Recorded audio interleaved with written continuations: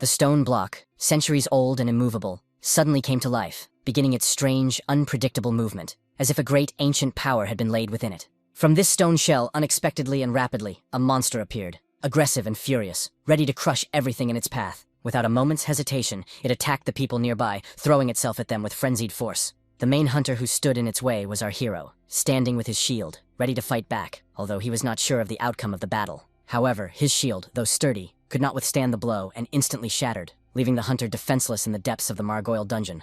The man shouted a warning, but the young hunter, skillfully dodging, did not take the blow, but deflected it to the side, avoiding the deadly attack. The other hunters, confident in their abilities, exchanged glances and decided that it was time to attack, seeking to take control of the situation. One of them boldly moved closer and deftly delivered a precise blow, easily severing one of the monster's enormous limbs. Gradually, everyone joined the fight, surrounding the monster and delivering blows, each of which was precise and deadly, weakening it with every passing second. And suddenly, in a split second, the monster's eyes flashed bright red, radiating a strange, unearthly energy, as if coming back to life. The man with the shield, overcome with rage, shouted, urging everyone to take up a defensive position and let the magic finish it off. The others, gathering their courage, agreed to this proposal, and one of the mages prepared to attack the terrifying creature. But soon he turned to the main character, jokingly asking why he was still asleep, offering to pour some mana on him. The guy, introducing himself as Jason Haruto, a level 29 hunter, confidently promised that he would do everything now. Soon, the hero began to focus his power as requested, feeling the mana rapidly gathering in his hands. The mana quickly manifested, ready for use, as if waiting for the moment to show its power in battle. He immediately directed it at the supplicant, and the mage nodded approvingly, saying that it would be enough to defeat the great golem. The enraged creature, gathering all its power, rushed into the attack, threatening anyone who dared to stand in its way. However, the man the monster was approaching used magic, shouting for it to fall to the ground. Very soon, his power struck the creature like thunder, splitting it in two like a fragile toy that had been torn apart. Finally, the battle was over, and the heroes could rest, allowing themselves to relax after the intense fight. A man approached Jason, stating that, as always, he was of no help, and offered to help sort through the loot. Someone pointed out that he was dealing damage and shouldn't be in the rear, to which they replied that his skills were rubbish, but he regenerated mana endlessly. The interlocutor asked curiously how it was possible to regenerate mana endlessly, as it seemed unimaginable. The hunter replied that both mages and healers can also absorb mana, so he is only needed during boss fights. The mage noted that this was why Jason had been unable to reach level 30 for 5 years, while the weak hunter was stronger than an ordinary person. Jason, hearing this, was angry, realizing that they were talking loudly on purpose for him, but he didn't care. He wasn't going to leave. Shortly after all this, the hero found himself in the Taiken Guild, pondering what was happening around him. He wondered what it meant, whether he, as a hunter, had been transferred to the guild's production department. The man replied that no one wanted to take him to the dungeon because he was only level 29, and they wouldn't let him go alone. Of all his skills, Jason only had mana regeneration left, and he shouted that his mana was useful to many and that he was close to reaching level 30. That's why he asked for a chance, but the man replied that healers and mages usually had mana absorption skills, and he would be the odd one out. Besides, did he really think that his 30th level would change anything in his situation with the guild? The guild had simply decided to develop his strengths, and mana potion production was something he would fit in perfectly with. Jason wondered what would happen if he refused. Would they really kick him out of the guild without giving him a chance? They apologized and explained that he wasn't developing, so they couldn't keep him anymore because he was only holding them back. Sitting on a bench, the hero realized that in an instant he had lost his job, and everyone considered his only skill to be the endless regeneration of mana. But in fact, it was a special skill that he had never told anyone about. Surprisingly, he had acquired it even before hunting. Suddenly, a system appeared in front of him, asking if he wanted to copy this item, promising amazing possibilities. The hero gathered his thoughts, reached out, and pressed the button, agreeing to it, hoping for new adventures. As a result, after a few moments, his food was copied, and the ability was called Control-C and Control-V, allowing him to copy objects. However, upon awakening, he realized that this skill was quite useless for a hunter, although at first he was delighted with it. It soon became clear that the skill was only available to him, and as soon as an object left his hands, it disappeared like a mirage. Therefore, Jason cannot copy money or resell equipment, but there is something else that annoys him the most. There are level restrictions on copying equipment, and the Dagger of Loyalty can only be used from level 90. Due to the user's level mismatch, copying the item is impossible, and the guy was nicknamed Mano Nose for his endless mana regeneration. But in reality, he simply copies and pastes a small amount of absorbed mana, which does not disappear and can be transferred to other hunters. He tried to copy skills in the same way, but to do so, he had to kill high-level monsters, which he dreamed of doing. Then everyone would see what he was capable of. He wanted to reach at least level 30, and heard that the long sword of the Karyu dragon had arrived in Japan. Jason realized that the sword had 2 special skill slots and significantly increased defense, and its method was unique because it had its own level. As soon as the sword is in your hands, the user's level increases by 200, and it can be used from level 13. It is an excellent, legendary sword for a hunter like him. If he copies it, he will become a level 230 hunter, which is a ticket to a happy life. In a week, the sword will be shown in Japan, but the legendary blade has only 10% of its strength left, and is only good for a couple of raids. The sword's owners want to make money from it, and Jason realized that this was a great opportunity. If he could touch it just once, he would be able to recreate the blade forever. He only had to reach level 30, and in a few days there would be a battle in the lair of the Great Spider, unregistered with the Hunters Association. The mage turned to Jason, called him a photographer, and asked him to pour some mana for the upcoming battle. The guy replied that he would do everything now, but preferred to use his copying technique. Soon, a stream of power flowed to his comrade, helping him in battle and strengthening his magical abilities. The mage exclaimed that it was wonderful, and using his power, shouted for them all to burn in the fire of battle. The spiders fell one after another, and Jason couldn't help but think how much he hated fire mages in confined spaces. After the battle, Jason decided to check his level in the system, hoping to see progress and be ready for the upcoming battle. A guy approached him, reminding him that checking his status wouldn't change the outcome, but the hero wanted to prepare for the boss fight. His companion, guildmate David Aoi, jokingly suggested that this front row view was worth the money, but Jason didn't understand what payment he was talking about.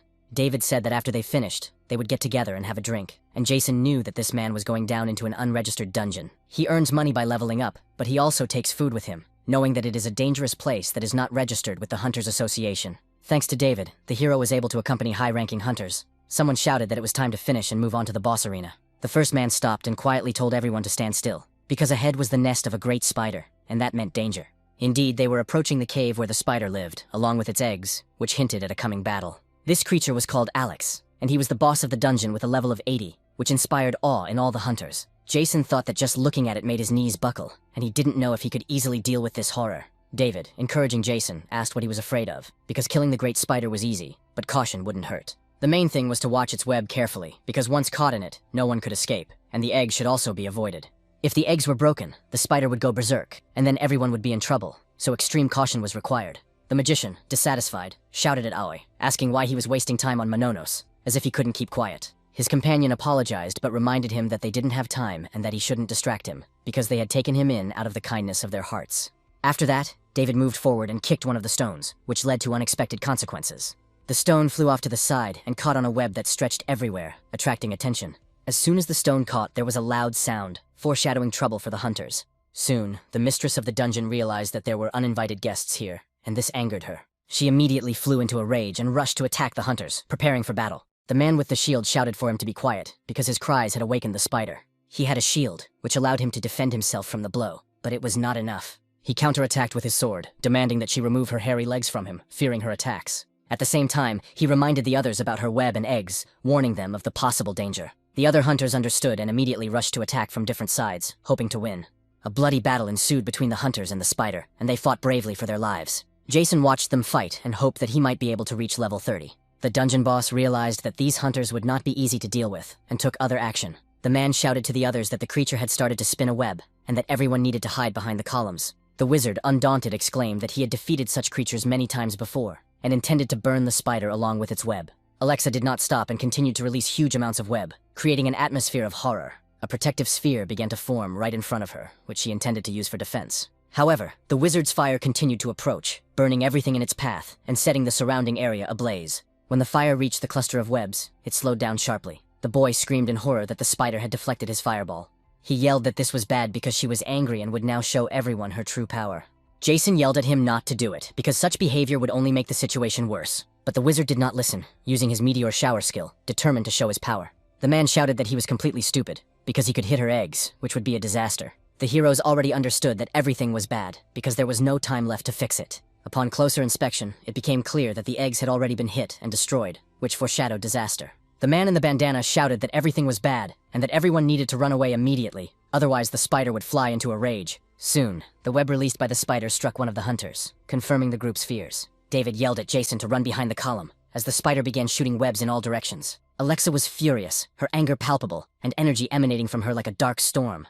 Another hunter also got caught in her web, realizing that things were not going as planned. The same wizard who had destroyed the eggs asked in panic why his fireball had not worked on the web. Things got even worse when his voice attracted the boss's attention, making him nervous. He was frightened and began to beg her to stop, without doing anything unnecessary, but it was too late. Panic seized him, and he continued to shout for her not to come near and to get away from them. Of course, Alexa didn't hear him, and using her limbs, killed him instantly. The main character was horrified by what had happened, his eyes filled with shock. He found himself tied up in a web and realized that the situation was truly critical. Alexa, like a predator, continued to approach, destroying everyone in her path. Jason thought that this dungeon should be simple, and he just wanted to raise one unfortunate level, but now he was risking his life. Very soon, Alexa approached him, preparing to attack, her intentions clear. She struck with her limb, but missed, only slightly injuring the guy, which left him a chance to survive. Despite this, he knew that things were very bad, and that he was running out of time. At that moment, the system asked if he wanted to copy the selected object and paste it in place. In fact, this opened up new possibilities for him. Objects usually disappeared after being copied, but this rule did not apply to his body. So he decided to create a copy of himself, because if he died, his consciousness would move to the new version. The dead body would disappear without a trace, as had happened many times before. Jason thought that all this was terrible, and he would never get used to such sights. But he had no other choice in this situation, and he understood that. As soon as the guy moved into his new copied body, the monster attacked again. He used his ability again and, hiding behind a column, realized that this creature would not leave him alone. Even if he copied himself endlessly, nothing would change, and that alarmed him. Suddenly, he heard a sound and wondered if David was still alive, because he had been begging for help. Jason felt sad, apologizing and realizing that he couldn't help his friend. Alexa, hearing the voice, instantly headed in his direction, preparing for a new attack. Jason watched this and realized that the situation was getting out of control. The guy rushed forward, deciding that David had helped him when everyone else had refused, and if he didn't help now, what kind of friend would he be? He ran closer to his opponent and tried to hit him with his weapon. The attack was successful, but because of this action, the guy lost his concentration and was confused for a moment. When he came to his senses a little and looked up, he was relieved to see that his friend was unharmed. At the same time, a system notification appeared, informing him that his level had been raised. The main character was stunned and wondered how he could have leveled up. It turned out that his attack had somehow worked, and this filled him with hope. However, his joyful thoughts were interrupted by Alexa, who pierced him with her limb. Jason moved into another body again and thought that since his level had been raised, he needed to copy the long sword of the carrion dragon. He shouted that everything would be fine, because if he couldn't escape, he would kill her, even if he had to die 100 times. At the same time, he thought that the main thing was to inflict at least some damage in one of his lives, and rushed into the attack, believing that with his skill, she had no chance. The death of this creature was only a matter of time. 3 days had passed since he began fighting, and he fought day and night, spending about 50 lives. In the process, he broke almost all the weapons the group had brought with them, but his skills had improved significantly. The giant spider was getting weaker by the minute. Fortunately, it had no regeneration. After losing another limb, Alexa turned her back to the guy. Then she prepared to attack and began to release her web. Jason realized that this would not lead to anything good, and started to run away. But surprisingly, she released 4 projectiles at once. He tried to dodge, but suddenly saw the creature's limb in front of him. It seemed that he would not be able to avoid this attack, but he successfully jumped up, avoiding the blow. And, without stopping, he continued forward, full of determination. Jason was already very close to the creature's head and prepared to attack. He was completely confident and shouted for it to finally die. Gathering all his strength for this blow, he struck the head. Literally a moment later, the sword he had attacked with broke into pieces. The guy realized that things were really bad because he had forgotten to copy and paste. Soon his body fell to the ground, and he hit it quite hard. The creature he was fighting became even more enraged and prepared to attack him. Jason realized that things were looking very bad for him now. At that very moment, something strange happened. The spider's eyes went out and began to glow differently. Then her body split apart and began to crumble into pieces. All the main character saw was the explosion of his opponent's body. Jason was delighted with what had happened. He was glad that he had finally defeated this hairy villain. Now that he had won, the levels began to rise one after another, and the system announced that he had received a reward for destroying the great spider. The hero grabbed David and shouted at him to hold on, reminding him that they wanted to have a drink after clearing the dungeon. He promised to treat him to the best whiskey. When he was distracted by the conversation, he soon felt someone attack him from the side. Naturally, the guy lost his concentration and fell, so he looked up. There were small spiders, called newborns of the great spider of level 30. The hero shouted that they were mocking him because he no longer had a weapon. He understood that it would be difficult to fight while protecting Aoya. The guy rushed to his friend and covered him with his body while the small spiders attacked. The creature that rushed into battle first was cut to pieces in a few moments. The others saw this and, alarmed, began to retreat slightly. Then, as a group, they pounced on the man who had killed their kin. The girl who started fighting them used the Hellfire skill, and the small spiders were destroyed in the blink of an eye. The main character realized that Hellfire was the highest spell of fire magic, and there were only a few magicians in the world who could freely control it. If the guy's memory serves him right, there is only one such mage in Japan. And now we are talking about a knight who uses witchcraft, and she ranks 5th in the Japanese hunter rankings. She interrupted the guy's thoughts and asked if they were the only survivors. Jason looked at her and said regretfully that it was true. Elizabeth noticed the dead people and realized that the great spider's offspring had appeared, which meant that the eggs had hatched, and she flew into a rage. It seemed that the high-level group had been completely destroyed. Could this man really have defeated the dungeon boss, and in the company of low-level hunters, which left many questions unanswered? Soon, the main character found himself at the Japanese Hunters Association. He was in interrogation room number 2 and said that if the girl hadn't come, everything could have ended badly, and he was truly grateful to her. The head of the underground department also expressed his gratitude. The girl replied that she had simply done her job and had a free moment. All the items and reports about the giant spider had been handed over, so she said that Jason could leave now. She thought it would be nice if she could leave too, but the guy noticed that a group of high-level adventurers had bought themselves a pass. It was an unregistered dungeon, and almost all of them had died there, so would they really just let them go? Her companion asked if he really wanted to stay, because dozens, even hundreds of adventurers died every day in unregistered dungeons. They sign a declaration of consent to this risk when entering and exiting, not to mention low-level hunters. They pay bribes for illegal participation in dungeons in order to level up, and the association simply turns a blind eye to this. The desire to become stronger is natural for any hunter, even if it is illegal, but it contributes to their growth. The girl also asked if there were any more questions. Jason said he had none. Everything had been explained to him clearly, and he was grateful for that. The girl said that payment for the giant spider items they had provided should arrive in a few days. The hero thanked her, refused, and added that she had already given everything to Aoi. A few moments after saying this, he immediately disappeared from the place. His companion thought that he was clearly not an ordinary person, since he had refused a reward that was very valuable. Be that as it may, he was able to clear a high-level dungeon on his own, and the hunter Jason is definitely worth revealing. The main character, in turn, walked down the corridor and rejoiced that everything was fine with him.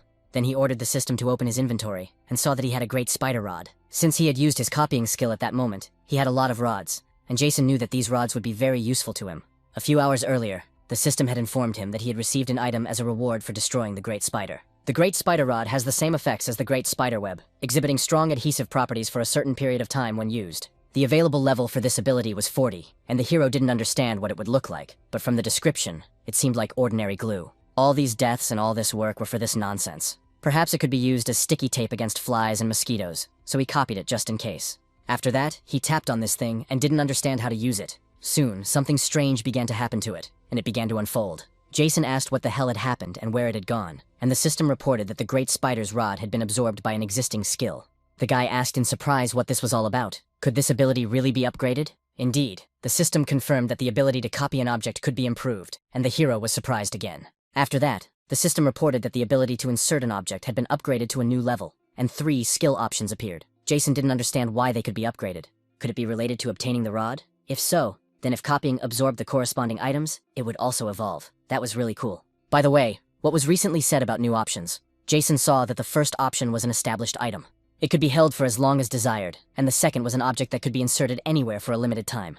And the third option is to untie the web of the great spider. The hero thought it was a useless skill, but now he will try it for 1 minute first. A few moments later, an item appeared from the inventory. Jason realized that he had let it slip from his hands, but it didn't disappear, which was pretty damn cool. However, after the planned time had elapsed, the item began to disappear.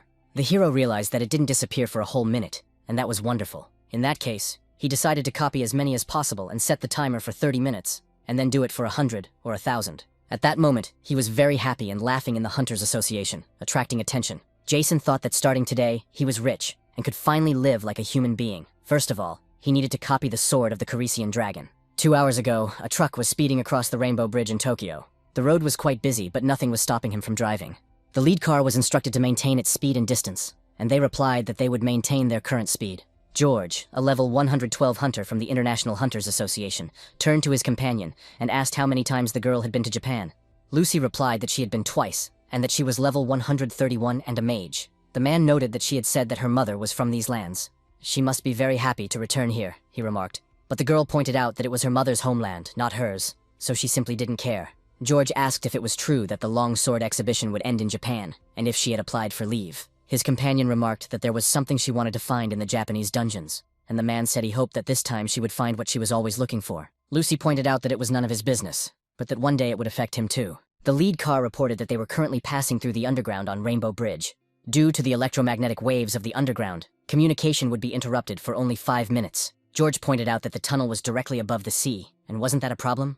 The girl replied that he was talking nonsense, because if the tunnel collapsed, it would be a disaster. The interlocutor said that someone should open the window because it was stuffy in there, and Lucy asked what was romantic about a dangerous underground passage. The man remarked that she just didn't understand, because that was the whole point. At the same time, just like on the Rainbow Bridge, an event was taking place in the office at the entrance to the dungeon. Roger, a level 21 newbie from the Great Sages Guild, said how boring it was to work as a ticket seller at the dungeon exit. The man next to him remarked that he was lucky, and yet he was showing off, because 3 weeks ago it had been hell on earth here. His companion felt something strange approaching him, and it hit him. He noticed the creature and wondered what it was. After looking closely, he saw that it was a slug, and it was so cute, but he thought he had forgotten it in this dungeon. So he turned to the man and asked if slime could appear on the surface. The man looked at him and said, "Of course not." Just as he was about to add something to his statement, he suddenly heard a noise. The footsteps were so loud that the man immediately became alert and reluctantly looked back. The creature that the men saw in front of them was enormous and cast a shadow over both of them. After that, the huge troll immediately rushed to attack the people.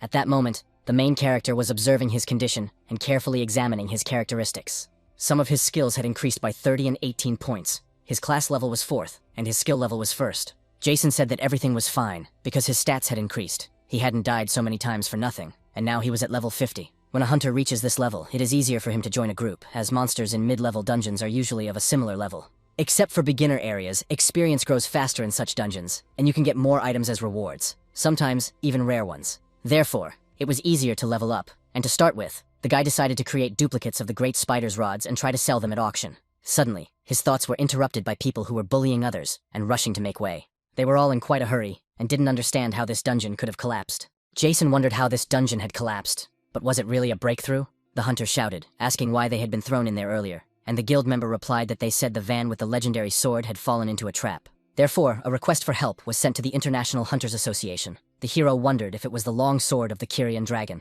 It turned out that he was surrounded by monsters because of the breakthrough, and it was all bad. Flying ships were gathering on the roof of the Hunters Association. The hunters asked to quickly request help from other guilds, their primary task being to protect the wagon with the legendary items. The man asked what kind of nonsense this was and who had given this order, to which the girl replied that she was now in charge and was the commander of their squad. It was Elizabeth who said that she was ordering them to destroy the monsters and protect the civilians, and that this was the most important task. The situation was urgent, so all questions should be left for later. The subordinate said he had no questions. Suddenly, the girl looked to the side and saw a strange situation there. A guy was trying to break through to the roof and said that he wanted to do the same, so he asked them to move aside. The commander said they were in a hurry, so she told him to get in quickly. Jason shouted for the lady to let him go with them because he also wanted to help, but those who were holding him back said he couldn't do that. The girl looked at him in surprise and asked if he was really Mr. Jason.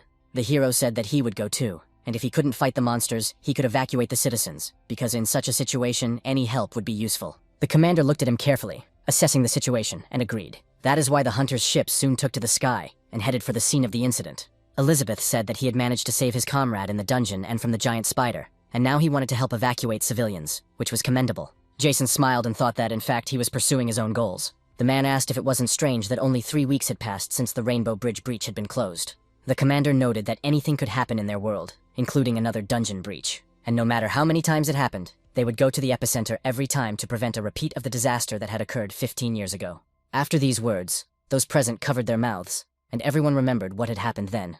The hero thought that he remembered these events as if they had happened yesterday. It was then that simultaneous dungeon breaches occurred around the world. They call what happened an international disaster, which occurs when not enough monsters are exterminated in the dungeon. In such cases, the dungeons become overcrowded and collapse, forming a breach, and then the monsters break out, attacking peaceful residents. It was in this very chaos that the main character's parents died. He has never told anyone about this, and no one would believe him anyway. But at that moment, a supernatural creature from another dimension appeared and gave him what seemed at the time to be a curse. Naturally, the boy was very frightened when this happened. The creature called it a gift and set a time limit of 20 years. Of course, the boy doesn't know if this means the duration of his abilities or his life, but the hourglass of the curse continues to run even now. Remembering what had happened, Jason also thought about his time limit. Thoughts also came to his mind that the creature had appeared during a great catastrophe. So when it reappears, another cataclysm will occur, and there are only 5 years left until then. The boy realized that he needed to develop his abilities, become the strongest hunter, and perhaps he would be able to prevent the catastrophe and lift the curse. But to do that, he desperately needed the blade of the Kyrian dragon. Meanwhile, explosions could be heard on the Rainbow Bridge. Peaceful residents abandoned their cars and began to flee from the monsters that had appeared from the breach. Naturally, hunters arrived at the scene and tried to fight them. The boy watched and thought that there were too few of them, and that they would not be able to protect all the civilians. At that moment, a goblin appeared behind him and tried to attack him, but the man noticed it and easily killed it, cutting it into several pieces. Although the attacks on him did not stop at that moment, because there were a huge number of monsters, and they attacked. Since the guy didn't have time to react to this attack, a man from the side helped him. He turned to the young man and told him not to count crows while fighting. The young man smiled in response and expressed his gratitude.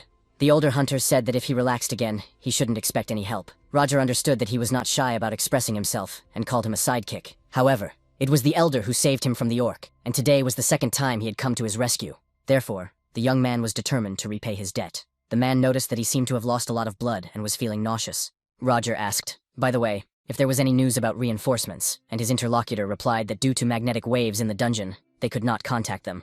But they surely already know about the situation and are heading there, so people should run to the beginning of the bridge. In that case, they would meet up with reinforcements faster, the guy asked. Really there? The senior replied, it doesn't matter. It's definitely better than dying here. That's why he should keep up and follow him. A huge monster attacked the van. This creature was level 190 and was called the Bear King. George asked the girl if she was sure everything would be okay, and Lucy replied that she understood his concern. But at the same time, she asked him not to worry too much, because her defensive magic was at the highest level, so even a level 400 bridge couldn't scratch it. At that very moment, the bridge they were standing on began to gradually collapse. Lucy said that things were bad, because even the strongest defensive magic couldn't protect them from this. Roger was also terrified and asked what the hell was going on. The association's ships were already very close and were preparing to land. Suddenly, one of the pilots looked ahead and immediately shouted to the commander that there was something ahead. This piqued the girl's interest, and she naturally looked in that direction. The guy started saying that it was the boss of the Rainbow Bridge dungeon, and his name was Quisha. Elizabeth was terrified when she saw him and shouted for everyone to prepare for impact. The huge monster opened its equally huge mouth and prepared to attack with magic. So, after a very short time, everything in the path of this beam was destroyed. The bridge in front of it collapsed under the pressure of this creature. Jason wondered if this thing had destroyed the bridge. This was bad, because he was counting on his long sword to be intact. The dungeon boss looked at the other ships in the sky and sensed a threat from them. So, he opened his mouth again and prepared to attack them.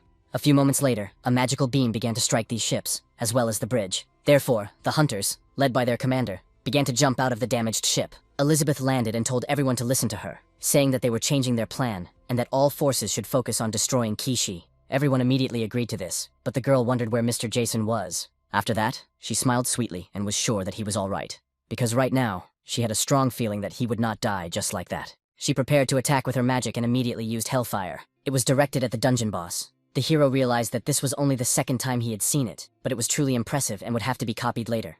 Jason landed somewhere nearby, and the system chose to untangle the great spider's web. The guy thought that his main task now was to copy the long sword of the Carisian dragon.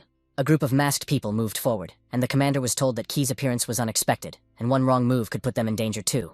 The commander said that, on the contrary, this was advantageous, because the hunter, Elizabeth, and the others from the association would be busy for a while. Destroying the boss was a quick way to collapse the breakthrough. And during this time, they would not take the long sword of the Carisi dragon. They should move quietly so as not to encounter monsters. The main character moved forward, and saw that there were many dead monsters there, obviously the work of hunters. The only problem was that these creatures usually acted in secret, and he had a bad feeling about it. Suddenly, he heard a man shouting at him to run away immediately. Roger continued to fight these wolves and said that he would not run away because he could handle such monsters. The older man was wounded and told him to listen to him, because he needed to run, otherwise they would both be dead. His companion asked how he could abandon him. Jason thought that these were hunters who controlled the entrance to the dungeon, and one of them was wounded. He decided that he couldn't get distracted and needed to focus on his goal, and that they would manage somehow on their own. The man shouted to his companion that he didn't know. Why were these low-ranking dogs in such a difficult dungeon when they gathered in packs, their power equivalent to that of high-level creatures? And if he saw several such creatures, then everything was already very bad, and all because there were so many of them in that case. These were nasty level 15 monster wolves. They were usually low-level, but they gathered in packs of 20 or 30. Roger was determined to fight and said he didn't care. All this was because the Elder had received all these wounds because of him, and now it was his turn to protect him. When the main character heard this, he immediately stopped and turned his attention there. Then he thought about how he had saved David, and asked him to hold on, because they needed to get out of there. The monsters began to close in, sensing the smell of their prey. The bravest of them immediately rushed to attack the man with the weapon. But of course, the guy noticed the attack and easily cut off its head. Next, a monster that had been standing aside and saw the open area attacked. Roger also noticed this attack, so he used his weapon to block it. Then he did a little pirouette and plunged his blade into the monster's neck. Now the man attacked the monster behind him. The guy felt this attack and realized that he would not be able to dodge it in time. At the same time, the main character came to his aid and pushed the animal away with his shoulder. It turned out to be a pretty strong attack, and the wolf was killed. Jason turned to the stranger and asked if he was all right. The stranger said that he was fine, but not for long, because there were still many of them there. Indeed, the creatures kept coming and coming. Roger thanked him for his help and told him to run away quickly. All this because even high-level hunters would not be able to cope with such a huge pack. The main character stood in front and smiled, saying that it was great. Roger asked in surprise what he was carrying. Jason took advantage of the system and decided to put them up for auction a little later. The wolves spotted their new prey and prepared to attack him. At that moment, the guy was thinking about what would happen if he combined the great spider's rod with his skill. He had always been curious about how effective it would be against a large group of monsters. Roger saw several creatures rush at the guy and thought they had already torn him to pieces. But it wasn't that simple, because the system said that the great spider's rod had been used with the second skill option. Only because of this did a large amount of web appear, enveloping everything around. The wolves that attacked the hero were bound and could not move. All this happened to new victims who were dragged somewhere. During this experimental action, the all waves were bound together. The system informed Jason that the level had been raised, and he noticed that simple binding did not provide a significant level increase. However, as expected, the technique worked perfectly against the pack, but he needed to find a way to attack after binding them. Roger thought he had neutralized the entire pack at once. What kind of skill could this be? It must be something high level. The man thanked him for his help and asked if he was a reinforcement from the association. The guy replied that he was right and thought that they had arrived in the same helicopter, so he wasn't lying. His interlocutor said that in that case, he would like him to take his partner with him. Roger shouted that it wasn't necessary, because he wouldn't abandon him even at the cost of his own life. The older man replied that he would be safe with this person. Jason was surprised at how loyal this man was, because he shouted that he would not leave alone under any circumstances. The hero thought that in any case, in such a state, they were both in danger. It was a pity, of course, but there was no other way out, and besides, it was only a copy. So he ordered the inventory to open, and took out a bottle, then handed it to him and told him to take it. The man said that it was the same thing, but the guy continued that it was a medium-level potion, and he wouldn't be able to fight, but he would definitely be able to stand on his feet. The elder asked why he was giving him such a valuable item. The hero smiled and said that his partner would definitely not return home without it. Roger was very inspired by his speech and thought how cool he was. So he expressed his immense gratitude and said that his name was Roger Satoru, and that he controlled the entrance to the dungeon, asking him to at least remember his name. Because he promised to repay him for everything in the future, the hero asked if he could ask for his help. He was looking for the International Hunters Association van and wondered if they could tell him where it was, because he was simply directionally challenged. The guy was surprised by what he heard and asked if a hunter really couldn't find his way around. At about the same time, the King of Bears continued to rage and destroy everything around him. But after Lucy used her magic on him, he immediately fell to the ground. George asked if she had simply put him to sleep, even though he was a hunter, and that he was a pacifist, which was impressive. At the same time, a metal ball flew towards them, but it was cut into several pieces. This was because the man had noticed it, and easily destroyed the rest of the weapons. Then he smiled and said that he knew someone would take advantage of the chaos to steal the sword. So did they really think they were the first to think of it? And after that, he asked these cowards to come out, and the girl saw who it was, and was very surprised. The leader of these people came out and said that their insight was simply impressive, and in that case, they would see what these people were capable of. Immediately after saying this, he rushed into the attack. The first to take the blow was George, who easily blocked the attack with his sword. When he did so, he said that they should not be underestimated, for they were the escorts of a legendary weapon. Therefore, they should not think that it would be so easy to deal with them. His opponent then began to run away, and the man shouted for him to stop, and chased after him. Lucy realized it was a trap and shouted at him not to run there. But it was already too late, because the man felt that something was wrong with his body. He immediately fell to his knees and blood gushed from his mouth. His ally was worried about him and ran closer, but the man did not understand what was happening to him. Lucy shouted that they had sprayed a poison that causes damage and blocks mana absorption for a while, so if he continued to fight, it would kill him. The captain of the attackers said that this mage had good intuition, that they had underestimated them, and that this was just their usual way of working. Her companion noted that it was still a common practice to use poison against people, despite the association's ban. If that was the case, then fine. She would make them regret what they had done 100 times over, maybe even 1,000. The enemy wizard used fire and said that since the mage was unable to use mana, she was going to do it, and that she should stop singing her praises and just let her die. But the long sword would definitely belong to them, because at the moment when the man tried to attack her, his head flew off his shoulders. The attackers did not understand what was happening, and saw the animal rise. In addition to the bears, the same time came to its senses, and prepared to attack these people. Due to its enormous size and ferocity, they could do nothing against it, and therefore fell victim. The animal knocked its opponents off their feet and threw them in different directions. Then, showing them no mercy, it finished them off with its own huge limbs. The enemy captain realized that it was the girl who had done this and shouted that she was a scoundrel. It turned out that the bear was not dead, and she had only put it to sleep, so they had to retreat. The rest were already dead and torn to pieces, and the animal headed towards the other people, and the girl realized that now it was their turn. George wondered if she would just try to put it to sleep again. His companion asked if he had forgotten that she couldn't absorb mana right now, and her comrade said he knew that her pacifism would one day turn against them. It seemed that his bet had finally paid off today. The girl replied that this was indeed the case, but he didn't have to die because of his own fault.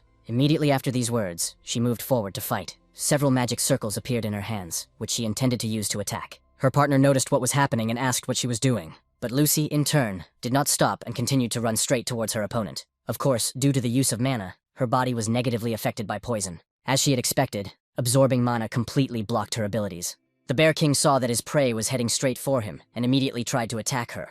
Lucy realized that there was nothing she could do, so she mentally changed in front of her partner. But what she saw before her eyes stunned her, because the hero used his skill. A web appeared in front of the bear and began to spread around. It also touched the bear's huge limbs, clinging to them. Soon, its body was almost completely enveloped in the web, which bound it. The creature couldn't understand what was happening and screamed loudly, but nothing could be done about it, and soon it fell to the ground. After what happened to it, the main character approached it and stopped near its snout. Roger said that it was just wonderful, because he had caught the king of bears in one fell swoop, and that was impressive. The hero thought that he himself was in shock, because he did not think he would succeed. The boy called Jason Senior again and said that he was really cool. Jason asked why he called him that, since they were almost the same age. His companion pointed out that he and the man had saved his life, so he should respect and honor them both. The hero thought that now he would not be able to get rid of this man. He then turned to the conveyors and asked if they were all right, since they were from the International Association. After what had happened, Lucy was very surprised, so she stood there and said nothing. George stood up and asked if they had also come for the sword. Jason replied that this was not the case. They had come for Togo to help protect him. The man replied only that they had been attacked by a group of robbers, and why should they believe them now? The guy looked to the side and realized that these corpses had come for the longsword, but had been killed by the Bear King. But now it was unclear what to do because it seemed like he was about to attack. The man stood there with a very suspicious look on his face, staring intently at these people. Roger shouted, "Is this how you thank your saviors?" He risked his life for them, and they call him a robber. This man is a hunter from the Japanese Association. He and his senior were the controllers of this dungeon, and the hero thought he had arrived just in time. That's why all he had to do was season everything with creme fraiche sauce, so he quietly told them to open their inventory. Then he took out a medium-level potion and said that they hadn't drunk it yet, as it was something similar to their wounds, which were quite serious. He thought he would do everything he could to get the sword of the Carisian dragon, and that this investment would pay off handsomely. So he told them not to be shy and just drink the potion, so the escorts took it in their hands. Lucy looked at the mixture in her hands with considerable suspicion. Then she turned her attention to the king of the bears, who was very angry but could do nothing about it. At the same time, the blue ones appeared, along with helicopters and planes from the Hunters Association. The man said that he thought the cavalry had arrived, and Roger asked if that meant they would soon be rescued. His companion replied that he wasn't sure, because something seemed wrong here. Something was happening, and these guys had a completely different task. At about the same time, Elizabeth was fighting the king of the dungeon on the bridge. Soon, she shouted to stop the attack because the creature had entered its third phase, and would be striking in all directions.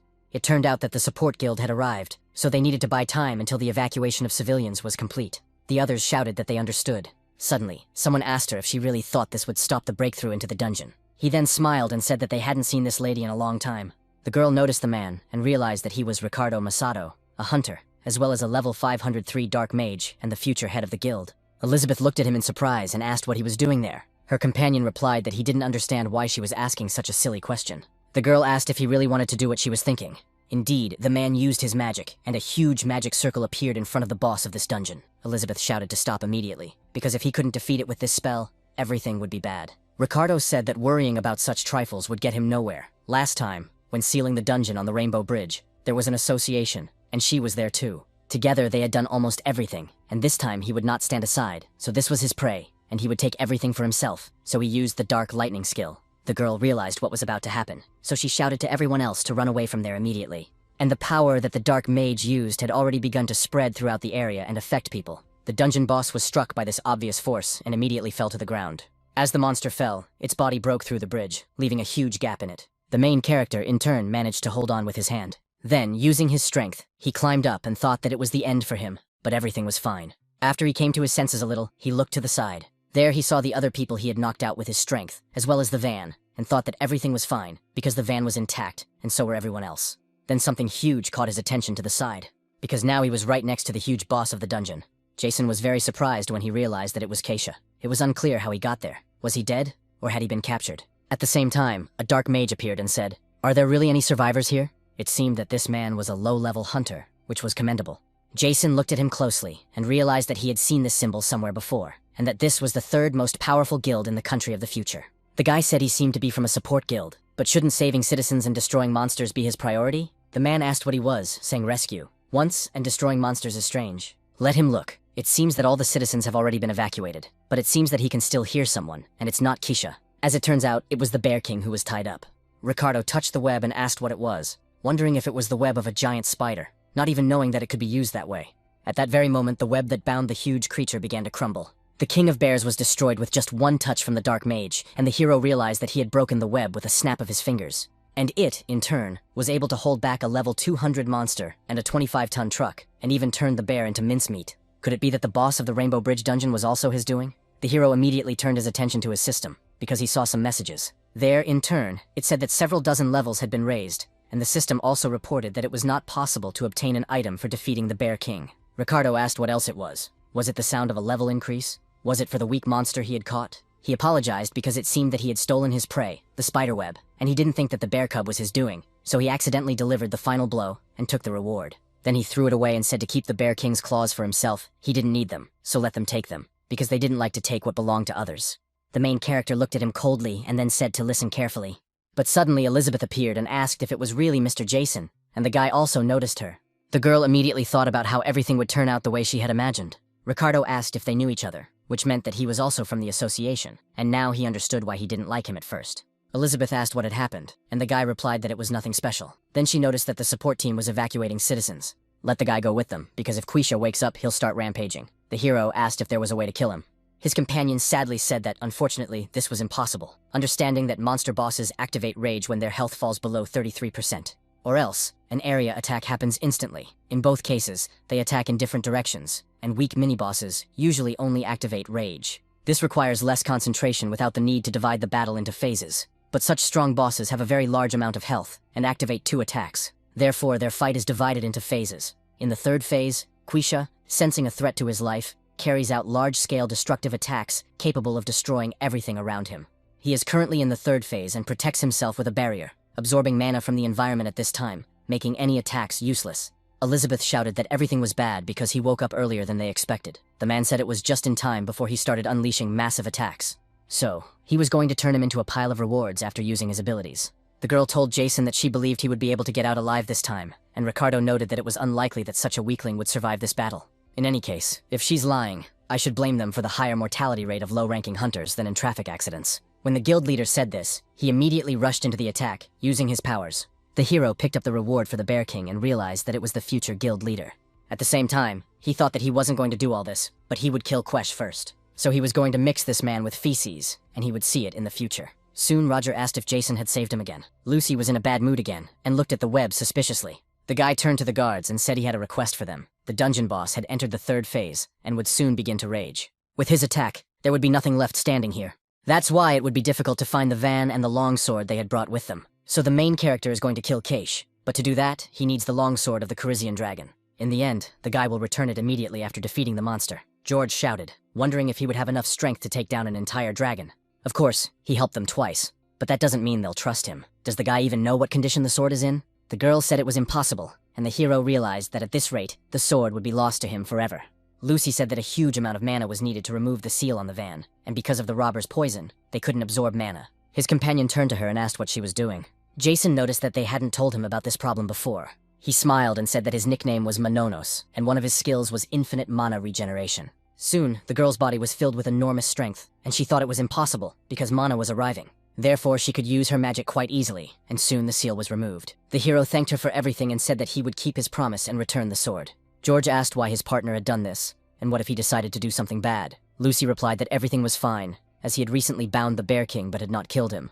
His partner asked if that was the only reason she believed him, and couldn't have lied, at least for the sake of propriety. The hero quickly made his way to the van and opened the back door. When he looked inside, he was very happy, and thought that the long sword of the Carizian dragon was finally in his hands. Suddenly, the captain of the robbers appeared behind him and said that the operation had almost failed, but he was glad he had decided to see how it would end. The hero did not understand what the hell was going on, but the man behind him rushed at him with a weapon. Since the distance was very close, Jason did not react and was soon pierced. Roger and the others were surprised that Oshparn had been killed. The guards also noticed what had happened and realized that this man was a scoundrel and that he was still alive. The enemy captain immediately jumped into the van and prepared to steal his weapon. He even said who would have thought that the ball would go to him in this way. At that very moment, the system reported that due to the death of its owner, the web of the great spider was breaking. That is why the van, which had been on the web all this time, immediately began to fall down. And when it fell, it began to slowly sink deeper and deeper into the water. Jason appeared behind the robber and said that he had the same feeling because he didn't think he would get the sword this way. After that, the guy used the weapon and immediately stabbed the man in front of him. At the same time, he said that all the good and evil that was done to him, he would return twice over. After that, the hero drew his weapon, and the man in front of him fell, bleeding profusely. Then he began to laugh and said that the enemy captain had been wrong to covet his prize. And finally, the sword of the Carizian dragon, which he had dreamed of so much, belonged to him. The first thing the system asked was whether to copy the dragon's longsword. The hero shouted, "Of course, it must be done," and pressed the button at that very moment. But at that moment, the system reported that copying was impossible, because the user's level did not match the required level of the object. The guy was terrified and didn't understand what was going on. To use the longsword, you needed to be at least level 30 higher, and his level had long since exceeded 50. He then said that he didn't want this weapon to anger him, and heard a voice behind him saying that it looked like he had lost. It's nothing personal, but the honor of the Blood Tower Killer is at stake. After these words, he struck his opponent. After such a powerful blow, the hero's body immediately fell to the ground, powerless. The enemy captain then said that if it weren't for his healing skill, he would have died long ago. After that, he approached the guy and said that he would return his own words to him. Because he quickly forgets the good he does, he returns it threefold, and let him in turn accept death from his blade. And after that, he would never see the dawn again. The hero felt intense pain from the weapon in his back and realized that he had struggled to get here. Suddenly, the system reported that the long sword of the Carcian dragon had merged with the user. Next came the copying and absorption of the characteristics of this weapon, capable of a dragon. The main character was still conscious at that moment and saw the absorption, but did not understand what was happening. Then he saw in the system window that the long sword's level had been copied and absorbed. This was followed by the copying and absorption of the weapon's passive skill, after which the defense was increased by 35%. Then there was copying and absorption of the first unique weapon skill, called vampirism. Next, the second unique skill of the dragon sword, called berserk, was absorbed. Very soon, all the characteristics of this weapon were completely absorbed. The system reported that the user's health level had decreased by 25%, and the defense mode of the Carcian dragon long sword users was activated. The second unique skill of this weapon, called berserk, is automatically activated. Copying the second unique skill of the berserk longsword has been inserted. The boss of the Rainbow Bridge dungeon was screaming viciously and preparing to attack. Ricardo noticed that things were bad, because he was about to hit the area and things were bad. The dragon was already in the final stages of launching its attack. Suddenly, she saw something appear below, where the van with weapons was, and in just a few moments, the enormous creature was cut in two. Elizabeth and another high-octane hunter were amazed by this. At that very moment, the system reported that the dungeon boss had been destroyed and the breach sealed. Soon, everyone was at the Hunters Association in Japan. At 4 p.m. today, many civilians were injured as a result of the Rainbow Bridge dungeon breach. Irreparable damage was also caused, but thanks to the prompt actions of the Hunters Association and the Guild, the situation stabilized within 2 hours. However, some are concerned that the association does not control the dungeon well, but the man told the others that there was no need to make such faces. This time, they managed to deal with Quaisha quite successfully, said Georg Tokuo, a tank-class martial arts master of level 570. Simon, the head of the Midas Guild, number 1 in the country with a level of 701, who was a sword master, told the president of the association that 3 months ago they had sealed the breach.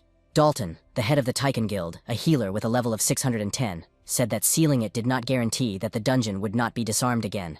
The guy asked if it was really necessary to monitor the dungeon so closely that in such a short period of time, when the situation was resolved, it would require an official review of ownership.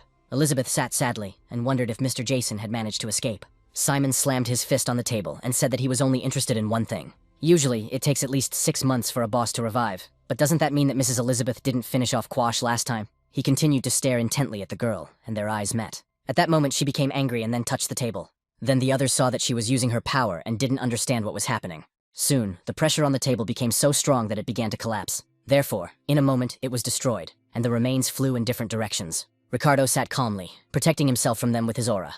The man asked the lady what she was doing and why she was acting so strangely. Simon was also very angry after what he saw and was already preparing his power to attack. Suddenly, he heard someone addressing him politely as, "Sir." It was Georg who apologized for the disrespectful behavior of their employee and offered his apologies on her behalf. The interlocutor was outraged and said that she had completely lost her fear if she continued to provoke him like this, swearing that she would soon die.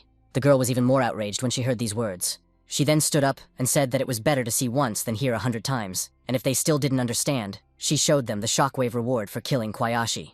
Mr. Ricardo, who had contributed the most to their recent confrontation, would not let her lie. He noted that he had been too busy and had not yet had time to check the reward, but he did not think she was lying. At that moment, he did not understand why she had dragged him into this. Georg noted that everything was clear, that it was only thanks to Mr. Ricardo that everything had ended with minimal bloodshed. After these words, everyone began to applaud and thank him for his work, but he asked them not to. Then he turned his attention to the girl and wondered if it was really true. She, in turn, smiled slyly, and it was clear that she was satisfied with the situation. The man thought that this scoundrel was harboring resentment because he had intervened. So the girl would pay for this, because he would not forgive such humiliation, and he would definitely find the scoundrel who stole Quesh from him.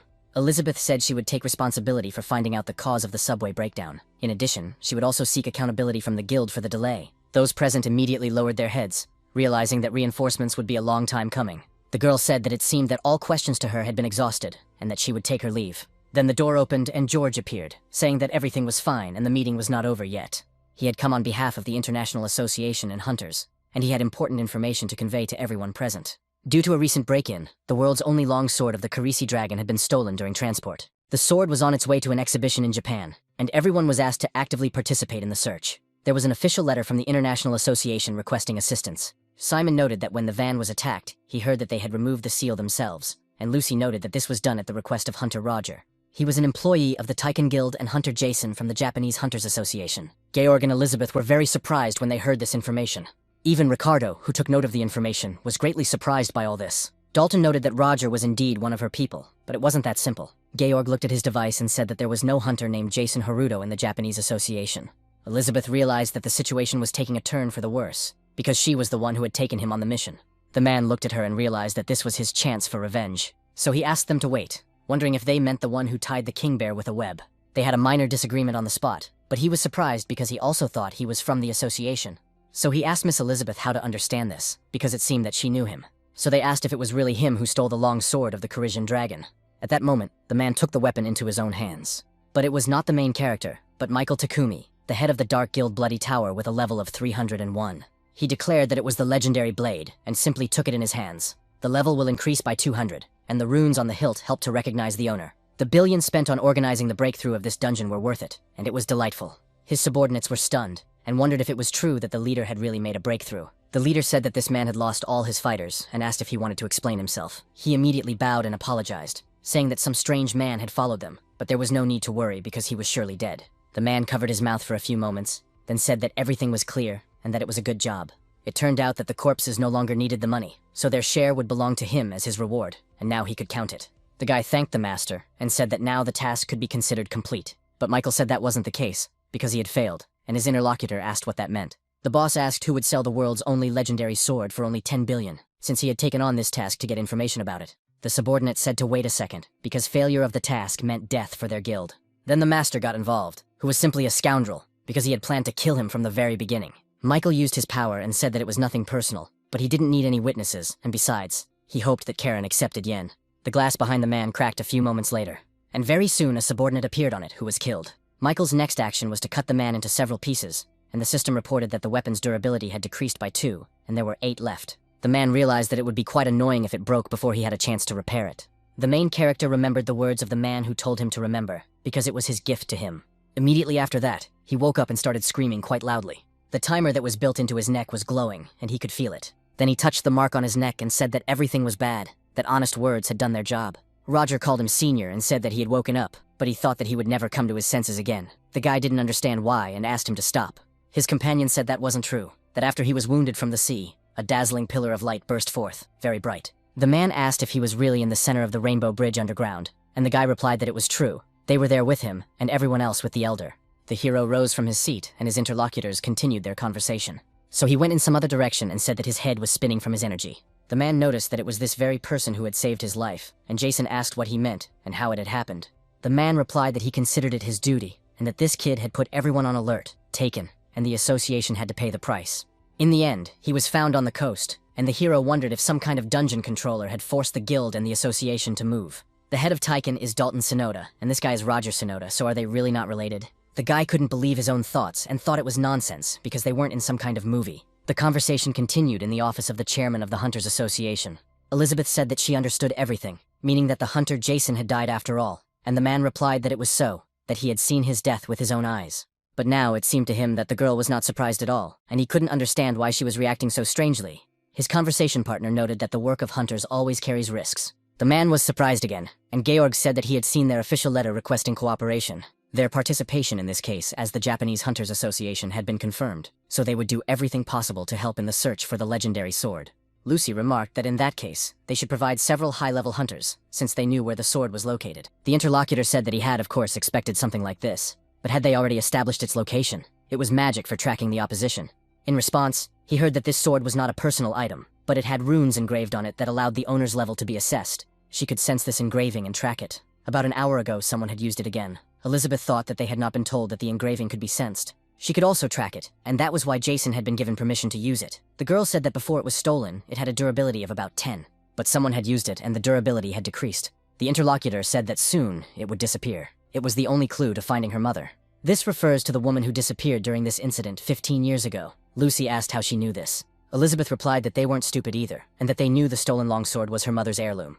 The girl immediately stood up when she heard this information. She then bowed and asked Mrs. Elizabeth to help her recover her mother's heirloom. When the conversation ended, the girl walked down the corridor and thought that Lucy and George were hiding something.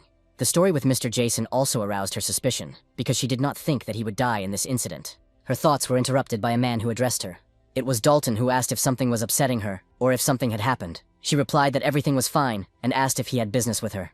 The guild leader asked why she didn't return to Tychon. The girl sighed sadly, and said that the dungeon was getting bigger and bigger, and instead of protecting them, the big guilds were playing capitalism. All they cared about was damn profits and stock prices on the exchange. If it turns out that the breach was the result of Tychon Guild's negligence, they would be in big trouble. That's exactly why she doesn't want to go back to the association, which has a lot of things that require his attention. She also called this man her father.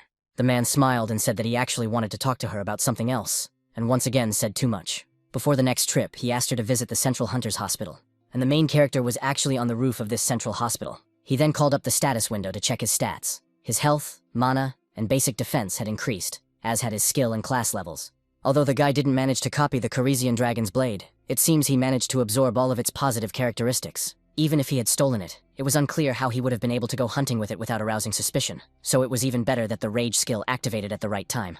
Rage is the second unique skill of the sword, doubling all characteristics and the user's level, lasting 1 minute, with a recharge time of 1 day. The activation conditions are triggered automatically when the user's health falls below 25%, and right before death, the guy turned into a berserker. It was terribly painful, but thanks to this he managed to tear apart Kuesh, whose level exceeds 400. Soon, the system reported that the monster had been killed, and a reward had been received for its destruction, and the system also absorbed the shockwave by copying it.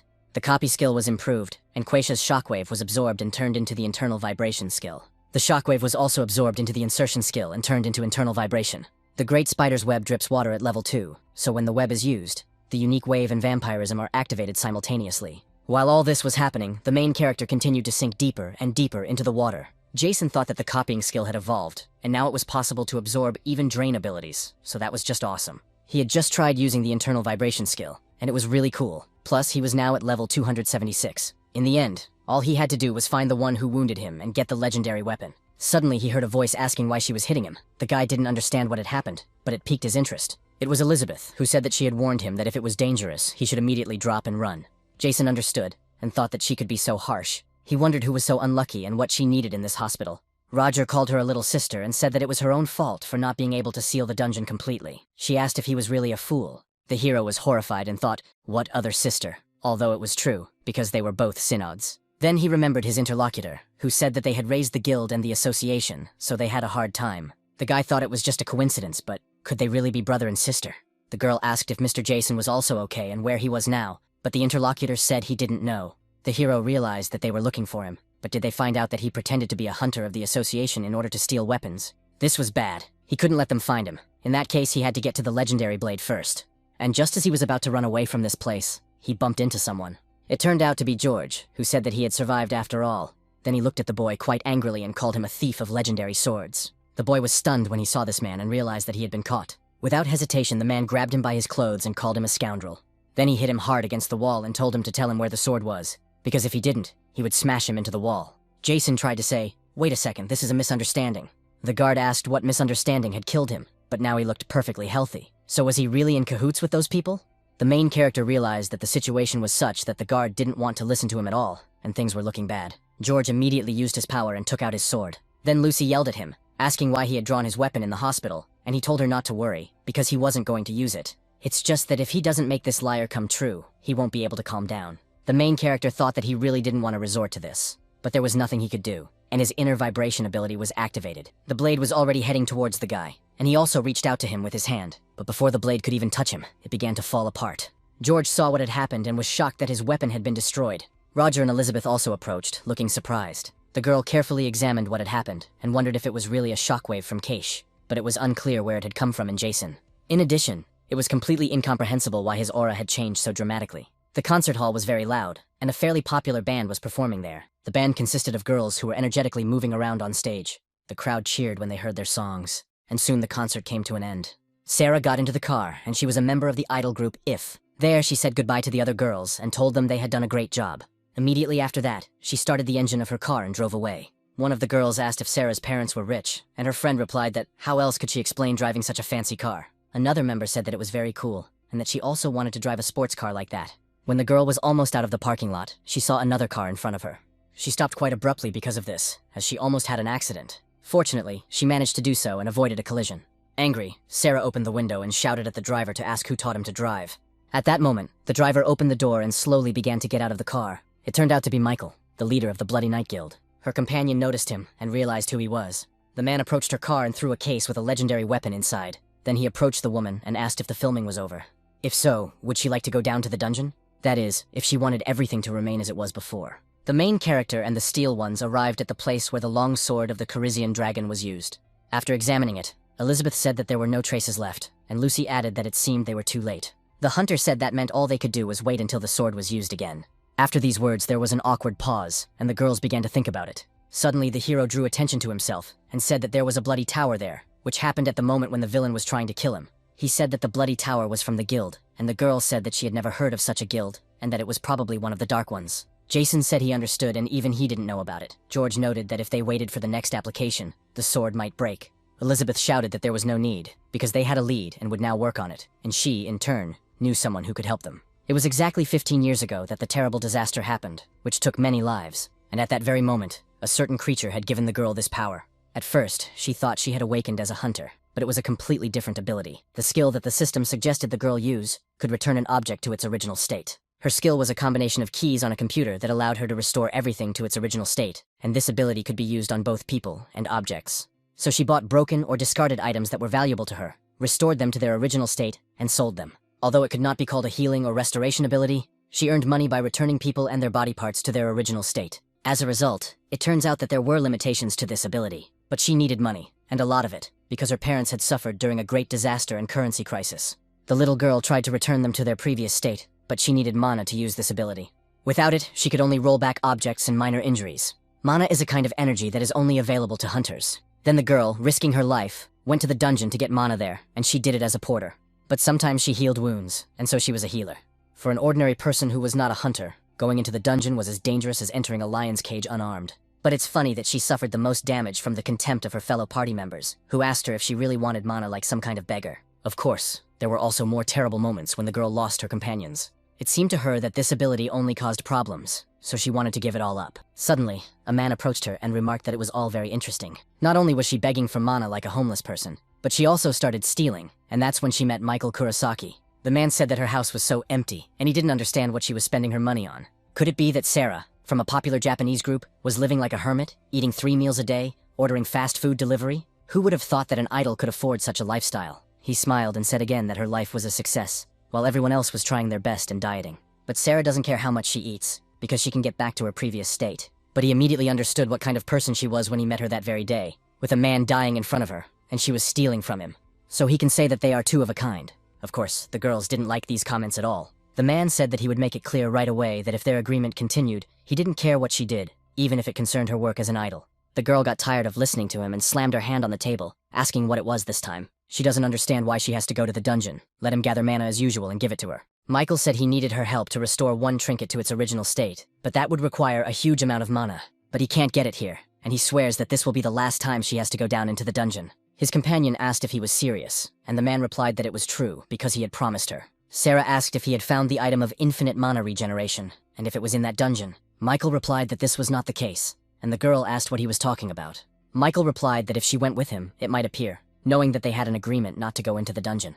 But if she went down with him, then yes, he promised to make it up to her. The hero was in the Belgium of the future and noticed that if they were talking about an informant, it must be Mr. Ricardo. He was the head of that very guild who constantly complained that everyone around him was getting in his way. The girl replied that he was right.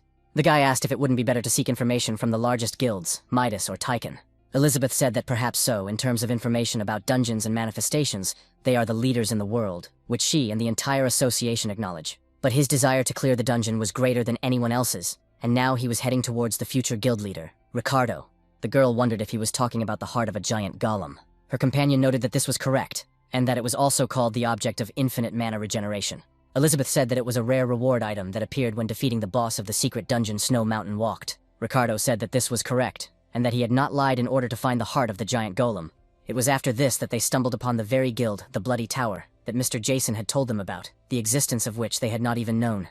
But now it is known that they were secretly recruiting a team to explore the Snow Mountain Golems. That is all they have been able to find out so far. But they turned out to be much more dangerous than they had previously thought, involving the murder of high-ranking individuals and the slaughter of entire groups in the dungeons. They also steal items and are ruthless, willing to do anything to achieve their goals. It's a dark guild. The hero realized that he personally did not need this item of infinite mana regeneration, but it was undoubtedly an amazing artifact that anyone would want to get their hands on.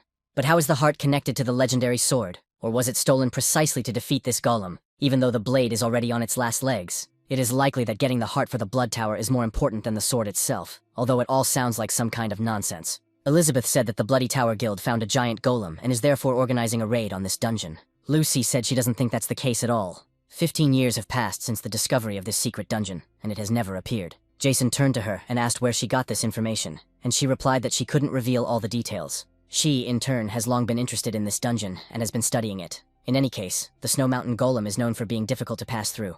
Among hunters, this dungeon ranks first among those they would prefer to avoid, and sporadic groups set out in search of secret dungeons. But most ignore it. Ricardo wondered if these hired killers could have teamed up to clear the dungeon. Even if it's not a secret dungeon, there's clearly something valuable there, the hero asked. But when they set off, the man replied that he didn't know. The push was already over, so it was unclear. The hero thought about it, as he had thought. It had been planned even before they stole the Carizian dragon sword. Elizabeth noted that in that case, they should go there slowly. She then turned to Mr. Ricardo, and he looked at her. She asked if she understood correctly that he already had a team ready to go, and he replied that he had no reason to do so. The girl said that she believed that the Guild of the Future always kept a team on standby, comparable to those of the Association.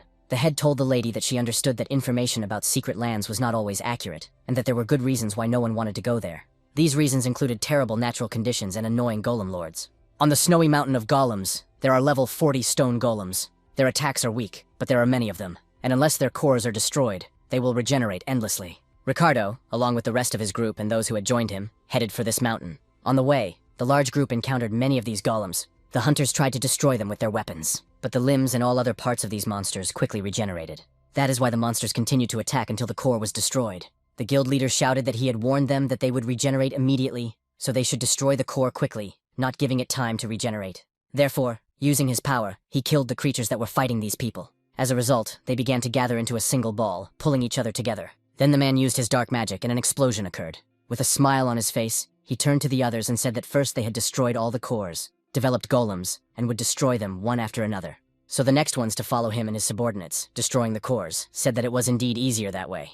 Jason said he didn't want to come here, but now he seems to like it, even though he's still cool, even if he is a cheapskate. Lucy said that as soon as they entered the snow-covered mountains of golems, they needed to destroy as many of these golems as possible. The hero noticed that this meant they should get involved in any fight, and that this was some kind of special condition. The girl replied that this was correct, that it was one of the conditions for the appearance of the intermediate boss. During the investigation, it turned out that this dungeon was an inductive dungeon. Jason asked what an inductive dungeon was. Ricardo said that's why he said it would be difficult, because it means there are hidden areas. Dungeons are usually divided into zones, and if the hunter knows the route of a normal dungeon, they can quickly reach the final boss zone. New inductive dungeons must be completed in order by season. If they are lucky enough to complete one zone, the rest will simply not appear. Lucy said this is just a guess, but probably 15 years ago, due to some mistake, this dungeon could not be completed. Because of this, the secret area did not appear. The hero noticed that in order for the intermediate boss to appear, you need to defeat a lot of golems. The girl said she didn't know how to restart the dungeon, so they had no choice but to stick to the conditions and move forward. In addition, they needed to defeat him as quickly as possible, because if the reward for killing the intermediate boss was the key to the second zone, then the Bloody Tower had come for it. They must get this key before the others. The others fought with the main character, and he thought that he didn't care what they had in mind, but the main thing was to return the legendary sword. Then he turned to the insertion skill and used the web of the great spider. Naturally, after this attack, the golem was bound, and the system reported that using the giant spider's web activated internal vibrations. It was because of this that after being bound, the monster was immediately killed by destruction. Someone asked if this was the reward for defeating the great spider, that is, the giant spider's web. The interlocutor replied that he thought so, but could this useless item really be used like this? Lucy also did not stand aside and used her freezing attacks on the creatures. After she stopped them, she immediately shouted to her partner, and he understood what to do. So he immediately rushed into the attack and began to crush the cores of all these golems. On the other hand, the rest of the group fought the large creature.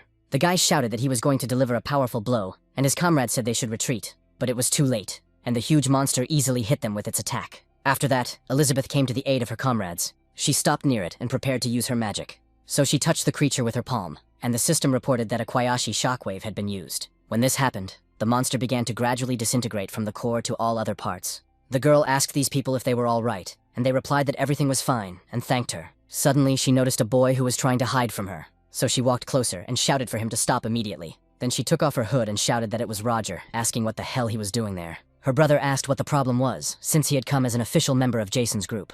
The girl asked what other member of the older group he was, but her interlocutor replied that it had always been that way. Before that, he asked if they were really going to go to the dungeon, because he wanted to go too. The hero looked at this and thought it was a pitiful sight. Roger noticed that his friend would get lost again, like on the bridge, and wondered what he would do then, because he definitely needed a guide, since he had spelling difficulties. The hero told him to cover his mouth because he wouldn't be alone there, although he agreed and said, "Come with me." His friend asked if it was really true. Jason replied that it was true, but only as a member of his group, and his companion said that of course he agreed to that. The guy also had a request that only this person could fulfill. The girl said it was interesting what Mr. Jason had in mind. After all, he was also low level, and his brother read that she should not mock him timidly, because the boy had seen with his own eyes who had cut down Quiche, and it was Jason. Elizabeth realized that, come to think of it, he seemed to have grown a lot since their first meeting. Besides, the skill he was using now was quite strange. And it is exactly the shockwave of that very boss, and her brother doesn't seem to be lying either, but it's unclear how he managed to do all this and where he got so much power from. Michael moved forward with his partner and told her to watch how these bees work for the good of the hive. After all, they are trying their best to win. The man watched the main character and the rest of the group fight. Therefore, he said that by disguising themselves with the team members using the concealment skill, they reap the rewards. But even if they use concealment with the hunter's region, there are high-level ones, so it may feel like they will be discovered. However, people like them are not afraid of anything during battle, and rarely use detection skills. As far as they are concerned, they do not know who fate will bring them into contact with. Therefore, their skills in stealth and the use of hidden weapons are at the highest level, so they are not easily caught. The main thing is to act skillfully, and this is the motto of the Bloody Tower Guild. He then asked his companion if the mana was accumulating normally, but the girl did not answer, and continued what she was doing. Michael said that this bath battery is quite expensive, and it can hold the mana of hundreds of destroyed small monsters. With 10 such batteries, you were able to reopen the rift in the Rainbow Dungeon. Sarah asked how many it would take to restore the legendary item to its original state. He noted that it would probably take twice as many, and the girl said that he wanted to roll back the stolen legendary item and defeat the boss of the hidden dungeon. Michael said that almost everyone in this area says that there is a powerful barrier, and the only thing that can cut through it is the longsword of the Carisian dragon. Sarah asked where he got this information, and her interlocutor said not to ask too many questions. She should just roll back the items when he asked her to, and the less she knew, the better she would sleep. She noticed that she was just nervous, because she hadn't been down to the underground in a long time. He, in turn, continued to fool various people. After that, she looked at him and said that she didn't care. As long as their agreement was in effect, she didn't care what Mr. Michael was up to. She thought that if she could obtain the item of infinite creation, she would be able to bring her parents back to life. The hero continued the battle and said that he had already killed 200 cobblestones, but there was no end to them. There was snow all around, but he was sweating like a horse. The core of another creature flew right into his hand. The hero caught it and said that it was strange that this crystal was different from the others, so he would copy it just in case before breaking it. Then he didn't understand what was happening, because he himself had gone into the ground. Suddenly, Ricardo approached and said that everything had already begun. Jason asked what he was talking about and what had begun, and the man replied that they had fulfilled the conditions for moving on to the next zone. That was why the intermediate boss of the location would appear right now. And we are talking about none other than the migrating golem. In fact, a huge monster maneuvering golem appeared out of the snow, which was the intermediate boss of the Snow Mountain golems, with a level of 150. After appearing, the creature did not hesitate for a second, and immediately rushed into the attack. The people who were the first to be hit said that it was too huge.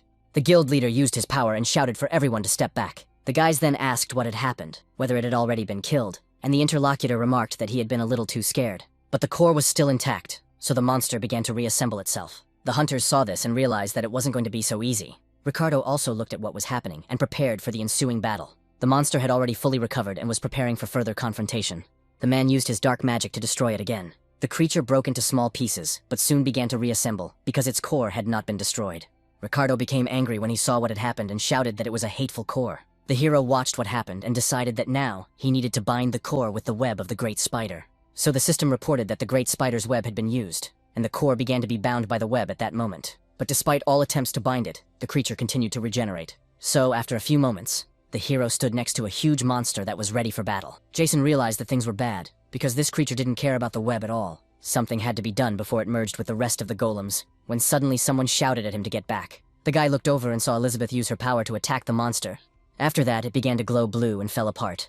When the girl saw what had happened, she said that striking attacks were useless, so it was necessary to damage all of its fragments at once. Ricardo was indignant and said that he knew that, so she shouldn't act like a know-it-all, which is why he was looking for another way. Because if they didn't come up with anything, they would have to melt all the remaining fragments here. Otherwise, it would never end. The hero understood, that's what it was. And that was the power of the migrating golem. Earlier, Lucy had said that the most difficult part of this dungeon was the migrating golem. That is, the intermediate boss. And besides, this dungeon is inductive. In order for the next zone to appear, the previous one must be cleared. The new zone always interacts with the old one, adjusting to their battle results. Once the golems are killed, a migrating one will appear, which will collect the remains of the monsters they killed. In other words, all the stones they defeat will then gather into one stone mage, which greatly affects morale, and usually the group either runs away or dies. In essence, the migrating one is comparable in power to the final boss of a normal dungeon. Elizabeth said that in this case, there are only two ways to defeat it. The first of these is to destroy its core. The second way, she implied, was to melt all the remains of the golems, which is exactly what she was doing right now. This required a fairly large supply and expenditure of mana, so she was already breathing heavily. But even so, that huge monster had already begun to appear behind Elizabeth. She turned her attention there and wondered when it had managed to get behind her. Then she immediately turned toward it and used Hellfire. The hero realized that things were bad, because if he used the abilities of the longsword, Lucy would notice it immediately. That's exactly why it won't be possible to destroy the core, although it's worth waiting. Because he has another folk item, the guy immediately went to the inventory. From there, he took out the Bear King's Claw, which has the properties of an indomitable beast. The first skill can hold any object for a certain amount of time. The second skill penetrates any object and also deals damage. The hero realized that this was a completely different matter, so he copied and absorbed the King Bear's Claw. The system reported that the first skill was absorbed and, when used with the Great Spider's Web, inflicted powerful paralysis. The second skill is absorbed by the insert and penetrates the target, absorbing 15% of its health and attack. The main hero saw these stats and realized that everything was fine, and hoped that it would work. Elizabeth continued to stand right next to the monster, which continued to burn with fire. George wondered if she really intended to melt all the remains of the golem. Lucy realized that no matter how strong she was, if she continued in the same vein, her mana would run out. The huge monster, in turn, continued its attempts to recover. Of course, the girl could see perfectly well what was happening, and used her hellish flame. So the restored golem continued to burn with fire. Another attempt to set the creature on fire failed, so the migrating golem immediately rushed into attack. The hero realized that the hellish flame was not working. Could it be that she had already run out of mana? At the same time, a web began to envelop the monster. Very soon, the creature turned into a huge cocoon, and the main character stood next to it. The girl asked in surprise if he had really done all this. Ricardo was also stunned, and wondered if the Great Spider's Web was capable of such things. His thoughts were interrupted by the guy who asked the chief to hit him again. The man asked what he wanted, since he had seen that the attack had not helped. Then the hero declared that in that case he would catch the cannonball, because they had no time to waste, so he asked him to do it. Of course, Ricardo did not want to do this, but gritting his teeth, he realized he had no choice. So he said that this time he would trust him as his commander, because it would be a sin to refuse. Therefore, a few moments later, the man's powerful dark magic rushed towards the golem. It, in turn, shattered into pieces, leaving only the core intact. When Jason saw it, he immediately took advantage of the Great Spider's Web. That very web looked different than before, as if thorns had appeared on it. So they headed towards the core in large numbers, making it stronger. The hero saw what had happened and realized that it was right not to let the core come into contact with the remains after all. Ricardo was very surprised and shouted, "Did he really catch the core? Was it with the help of this useless reward item? Is he asleep?" Elizabeth realized that even though he had become stronger, she still couldn't believe that such a thing was possible. Come to think of it then, in the dungeon of the Great Spider, she had done it herself. When she saw the guy there, he said that only he and his comrade had survived. Soon after, he tried with all his might to ask to join her. Even in the battle with Keisha, this man had also taken the front line. In those most crucial moments, Mr. Jason was always there. Lucy noticed that this was the same technique used by the Bear King, and it was definitely his style. The other hunters began to rejoice that this man had caught the core, knowing that if they had known this was possible, they would have killed the Great Spider long ago. Michael, who was on the slope watching what was happening, was surprised. He couldn't believe what he was seeing with his own eyes. Sarah asked what was going on, whether he had sealed the core in the web, because it was unclear how this had happened at all. The man said that the mana collection was cancelled. They were changing their plan and starting the operation, and everyone should take their positions. His subordinates said they understood and immediately rushed to their positions. The girl asked what had happened, whether the situation was so serious that they wanted to intervene personally. The leader said that it was all because of that strange man, and that it would be a little more difficult to get the key to the core, so he told Sarah to prepare well. The girl, in turn, stood near a huge number of containers with mana. Roger peeked out from behind a tree and didn't know what to do, because it seemed that the main man had gone somewhere. And this girl was collecting mana for some unknown reason. He probably should tell the senior about the atoms. Earlier, the hero had told him to take this thing, which allowed him to use a fairly high level of camouflage, and his ally asked if he was sure it would work. Because it was an expensive item, Jason said yes, so he would have to do one very important job. The subordinate will play a key role in this mission, and he will need to keep an eye on the blood tower. As soon as they find the hidden dungeon, he should report it immediately. They in turn would steal their plan and carry it out. The guy thought that everything was correct. On the other side were his sister and Master Ricardo, and most importantly, his elder. The hero asked if he should destroy him, and the man replied that he had caught him, so it was his reward. The girl replied that this was a valid point. Jason said that if no one objected, then he would do it. He felt an unusual feeling in his heart when people treated him as if he were not trash. The guy had already copied the core, so it could be safely destroyed. He touched it with his weapon, and after a few moments the core shattered into pieces, and the system reported that the migrating golem had been defeated. Following this, the system began to report that the level had been increased several dozen times. The main character also received a reward for destroying the core of the migrating golem. This reward was the key to the sealed heart, which could be used to open a hidden door where the heart of the giant golem was sealed. Jason immediately materialized that very key in his hand. He then joyfully raised it up and said that he had received the key to the hidden area. George said she couldn't believe her eyes, wondering what it would be like to get one step closer to solving another mystery, while Lucy said it was pointless to count your chickens before they hatched. The main character saw how happy everyone was, and was a little surprised by this. He then turned to the system window and checked his status, where he could see that his stats had increased, and with the effect of the sword, he was now at level 285. Just a little more, and he would reach level 300, and then he would finally be able to level up on his own. Ricardo noticed how the guy was rejoicing for some unknown reason. He went on to say that this man was so happy about the victory, even though it was only an intermediate boss, and the girl noted that he had made them both sweat. The guild leader said that he hadn't even broken a sweat and was excited. Suddenly, his speech was interrupted by a strange sound and stones flying from the side. Everyone else also saw what was happening and immediately became very alert. Some kind of pillars with sharp tips appeared around the perimeter. People said that it was a mine designed for large monsters. Ricardo turned to everyone and shouted, "Follow me!" They all ran after him into the barrier. The hunters tried to do so, but it was already too late. So, just a few moments later, there was a very powerful explosion at that very spot. After it was over, people's bodies were scattered around. Michael walked over and said that it was really powerful, considering the cost. It's not for nothing that they say money can do anything, especially if you forget about your conscience. He came closer and said that it was all really too easy. And that's what it means when a person acts so skillfully. Suddenly, he heard a voice shouting that he had finally found him. It was the main character who had used the great spider's web, and it had been untangled. He jumped from above and shouted, standing behind the long sword of the Carizian dragon. So let him return this property to him right now. When Jason approached, he felt something strange and blood gushed from his mouth. The man said that the boy was able to avoid the explosion with the help of the web, but that was not the only trap he had set. It was because of this young man that his plan almost failed completely. That's why he drove his blade into the boy's body and threw him hard in the other direction. Elizabeth was nearby and immediately began to worry about Jason. Then she turned to the system and used the Hell Blaster skill. Lucy yelled at her to stop. George tried to stop her and shouted not to go there, otherwise she would get hit too. A large stream of flame, in turn, headed towards the opponent. It was so powerful that it destroyed everything in front of it, even rocks. After using this skill, blood immediately gushed from the girl's mouth. Her strength began to gradually leave her, so she fell to her knees, holding on to her own weapon. Ricardo shouted that something terrible had happened, because healing skills needed to be used urgently. But Lucy declared that the guild leader said that under no circumstances should mana be used here, as toxic gas had been sprayed, which blocked the absorption of mana. It also causes damage when the ability is used, and it was probably released at the same time as the explosion of that column. It was a sophisticated and malicious weapon.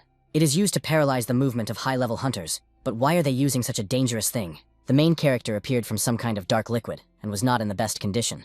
This magic was used by Michael, who appeared out of nowhere and said he was an amateur. Ricardo saw what happened and shouted that it was unbelievable, because this skill was familiar.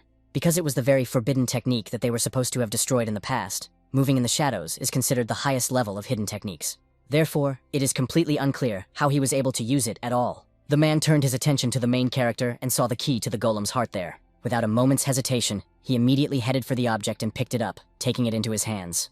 As a result, the system reported that the key to the sealed heart had been transferred to its current owner, and Michael said that the goal had been achieved. But even so, there was still one thing left to do, and he grabbed the main character. At the same time, he declared that this man must be killed right here. Jason replied that he had been thinking about that too, and his interlocutor asked if he was really conscious. The hero smiled and said that this was his luck, because the one who stole the longsword turned out to be such an insignificant scoundrel. The web that the guy had used immediately began to wrap around his opponent. The man's body continued to be wrapped again and again, and the Spider King's threads were disabled. As a result of this action, the same spikes that were in the previous attack appeared. The subordinates asked the master what was going on, because that was the skill that had been used to defeat the golem, and perhaps they should run away too. The guy said that his mistake was that he dared to touch his longsword. Soon, he said not to go, and the Spider Kings were disabled. But when he looked at that very spot, he was very surprised. All because there was no one where the man should have been. Michael used his power and said that he almost panicked, because it was his first time using such a skill. But if there had been no shadow inside, he would have simply died, so he didn't think that such a pathetic skill could almost kill him, but now he understood everything. All those high-level hunters he had killed before, why did they have such helpless expressions on their faces at the moment of death? But today, this guy would die here too. The hero asked if he knew his name, because his name was Mana Absorber because he shared mana with his comrades, and he tried to transfer it over a distance for the first time, and it worked. His opponent asked what he was talking about, and he was told that he would end here and now. Ricardo said he didn't know what was happening, but he felt a surge of mana, and it was just in time. He would put an end to the Blood Tower Guild right now. So he immediately used his dark magic, and a magic circle appeared in his anger. Michael was very surprised, and realized that this was Ricardo's Dark Lightning, the opposite skill of his shadow movement, and he would not be able to escape, so this was bad. So he yelled at Sarah to do everything right now and put everything back in its place. The girl said she understood everything and immediately began to use her power. Only because of this novel did huge amounts of it begin to be released from the containers. The subordinate used her skill, and it was said that the dungeon would be returned to its original state and reset. Those present were surprised, and did not understand what the hell was going on, and in general, what kind of strange wind was appearing here. Someone said that it was a very unusual wind, and that the fragments of the golem were moving with it. So were they really coming back together again? Elizabeth noticed what was happening and shouted that this couldn't be. Ricardo was also very surprised, asking if the dungeon had been reset to its initial state. He made this judgment only because a huge number of small golems appeared, which they fought against, and they did not stand aside, but immediately rushed to attack the people they saw in front of them. The man used his enclosure and realized that everything was bad, because it was all due to the useless poison that blocked mana absorption. Therefore, he had to protect everyone with a magical barrier, but that meant he couldn't attack the golems, and at this rate they wouldn't last long. He had to come up with something. Suddenly, he looked to the side and was very surprised to see Elizabeth there. Without a moment's hesitation, the girl used her power, and the golems were destroyed one after another. The man asked the girl how she did it, and she asked if he hadn't heard Mr. Jason. Because his nickname speaks for itself, Ricardo noted that he understood, but so what? Lucy healed the wounded and said that he was able to generate mana indefinitely and share it with his comrades, saying that it was his unique skill. The Dark Wizard thought that this was impossible, because he thought that only mages were capable of such a thing, and here was this low-level, no-name. In order to use their full potential as high-level hunters, they and Lady Elizabeth needed enormous amounts of mana, and yet he distributed mana not only to them, but to everyone else in such a short time. Could it be infinite mana regeneration? She had never heard of such a unique skill. If this is true, instead of looking for the heart of a giant golem, it would be much better for them to invite Jason to join their guild. Elizabeth interrupted her thoughts and said that now everything fell into place. The underground breakthrough on the Rainbow Bridge was clearly the work of the Bloody Tower Guild. George shouted that the problem now was that the dungeon had been reset to its initial state, and it would be bad if they reset the dungeon again. Lucy said that this was not the case, and she thought it was unlikely that the hidden dungeon had not yet been discovered, most likely due to his logic. The girl didn't know if they did it on purpose, but now the probability of a hidden dungeon appearing was 100%. Elizabeth noticed, however, that something still didn't add up, and it had to do with the golems that appeared after the reset, because there were clearly fewer of these stone creatures than there had been at the beginning.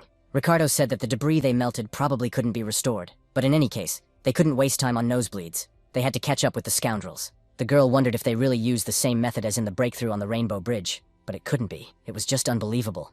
The man wondered how Jason was doing, hoping that those scoundrels hadn't been able to kill him. On the rocky terrain, there was a ball made entirely of cobwebs. After that, the main character ordered the great spider's web to be torn apart and freed himself. At the same time, he felt that it was very painful at that moment, and realized that the man he was fighting was just a scoundrel. Earlier, the guy saw where his opponents were and immediately rushed to attack them. He shouted for him to stay where he was and that he would be killed in a few moments. Michael, of course, noticed this attack and blocked it with his weapon. Then he asked what he was going to do and called him a Slovak. The main character shouted that he was going to defeat him, and that it wouldn't take much effort. When he touched his opponent, he immediately activated the great spider's web.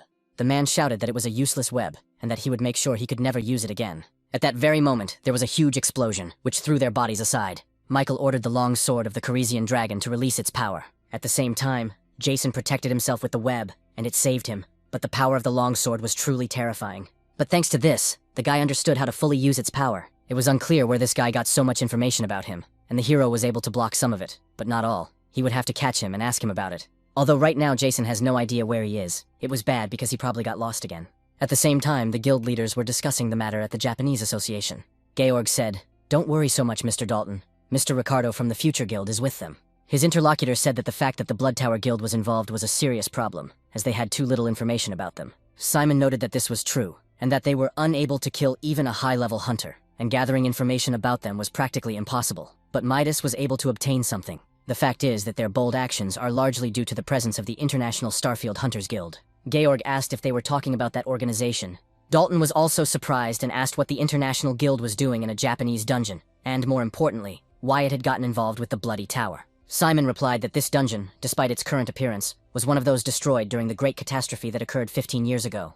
The army of golems that appeared at that moment was more terrifying than hell itself. Then the rift was sealed by one of the world's greatest magicians, the Japanese hunter, Jennifer Nishihara. Dalton said that all of this was true, and without the sacrifice of the lady at that moment, it was terrifying to imagine what could have happened. The man went on to say that the heart of the giant golem, sealed in a hidden dungeon, still attracts enormous attention from all over the world. Both organizations are willing to do anything to achieve their goals, so it is quite possible that they have joined forces to pass through the Snow Mountain Golem dungeon. In addition, Lucy is the daughter of this woman, Dalton said. They know about it. So in addition to the task of returning the long sword, they need to investigate the death. Simon said that Ms. Jennifer has not been declared dead, and his interlocutor asked if he was saying that all the hunters who disappeared in that dungeon have not been found. Each of them has been declared dead, and when asked if they think she is still alive, the interlocutor noted that there is a surviving witness who returned from that dungeon 5 years ago. That man claims to have seen Ms. Jennifer, but Georg said that couldn't be true. Simon went on to say that due to Starfield's secrecy, only part of the information was available to them, but the fact that there was a hidden dungeon made it even more interesting.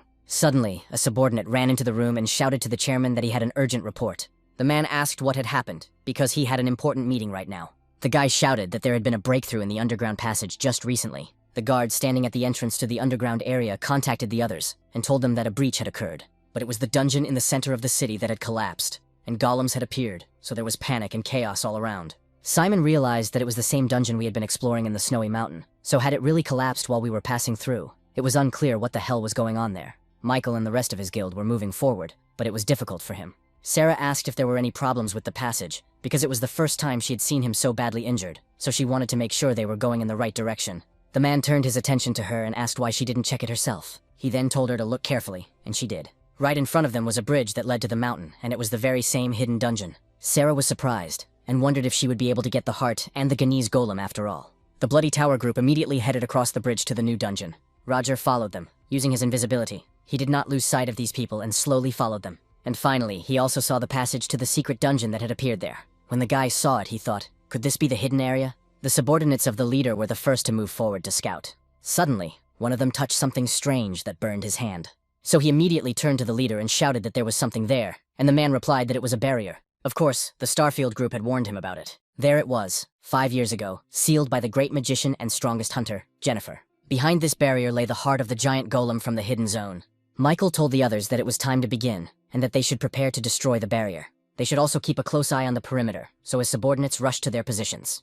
The man told Sarah that his sword needed to be restored right away. Suddenly, he noticed that they should wait a few moments because he sensed some kind of rat. The girl looked away, and did not understand what this man was talking about. The chief pointed at Roger, and said that he was a scoundrel who dared to use stealth against the Bloody Tower.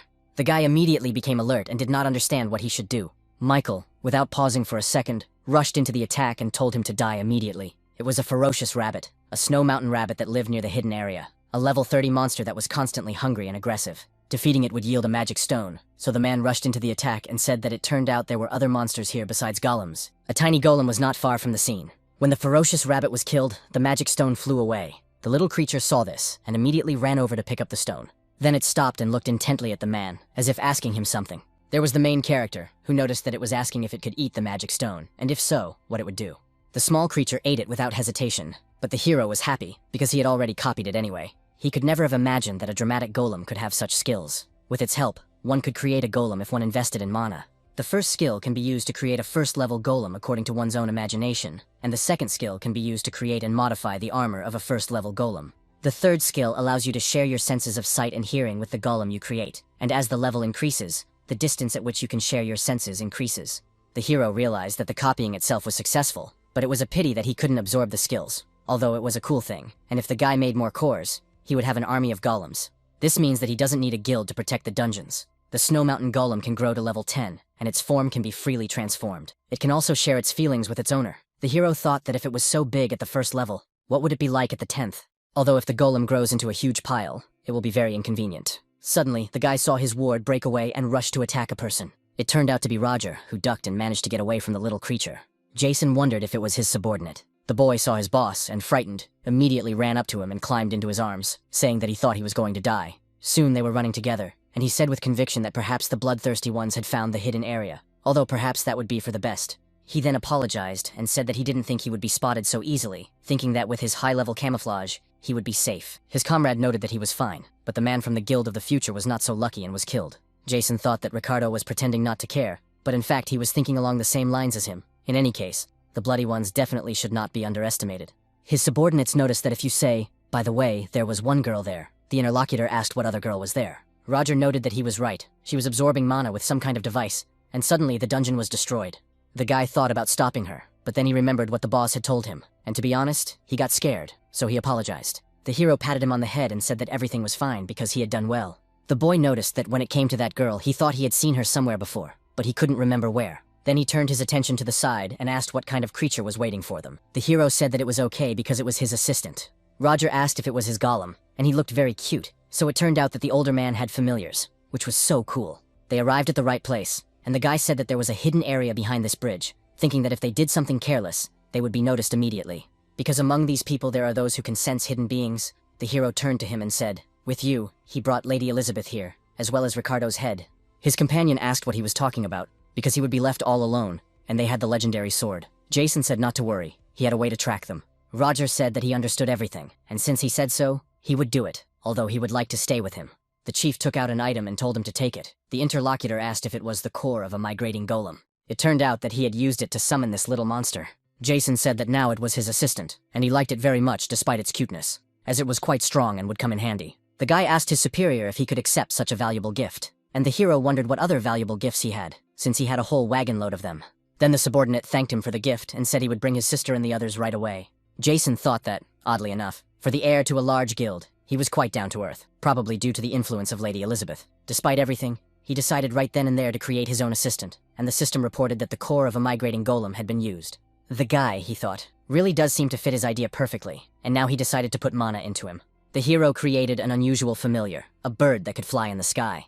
The system reported that the third skill had been used, and now the hero was sharing his feelings. Jason watched what was happening through the bird's eyes and thought it was quite unusual. Finally, he saw what was happening there and was a little surprised. So this is who the girl Roger was talking about is, but it's unclear what she's doing with his legendary item. Mana continued to be released in large quantities from the containers, and the girl used her skill. Therefore, the system reported that the long sword of the Carisi dragon had been returned to its original state. This weapon is a sword created from the essence in which the soul of the Carisian dragon dwells, requiring a level of 30 or higher, and a level modification of plus 200, which is given passively. The second skill is applied according to the total level. The passive increases the user's defense by 35%, and the first skill is called Vampirism. It absorbs 15 health points and mana from the target of the attack. The second skill, Berserk, is activated when the user's health falls below 15%. All user-level parameters are temporarily doubled for 1 minute, and the recovery time is 1 day. Right now, the durability was at 6%, but very soon it began to rise and reached a level of 100. Therefore, the system reported that the strength of the Carisian dragon's long sword had been fully restored. It was at its maximum, and 94% of it had been restored. After using her restoration skill, Sarah was almost exhausted.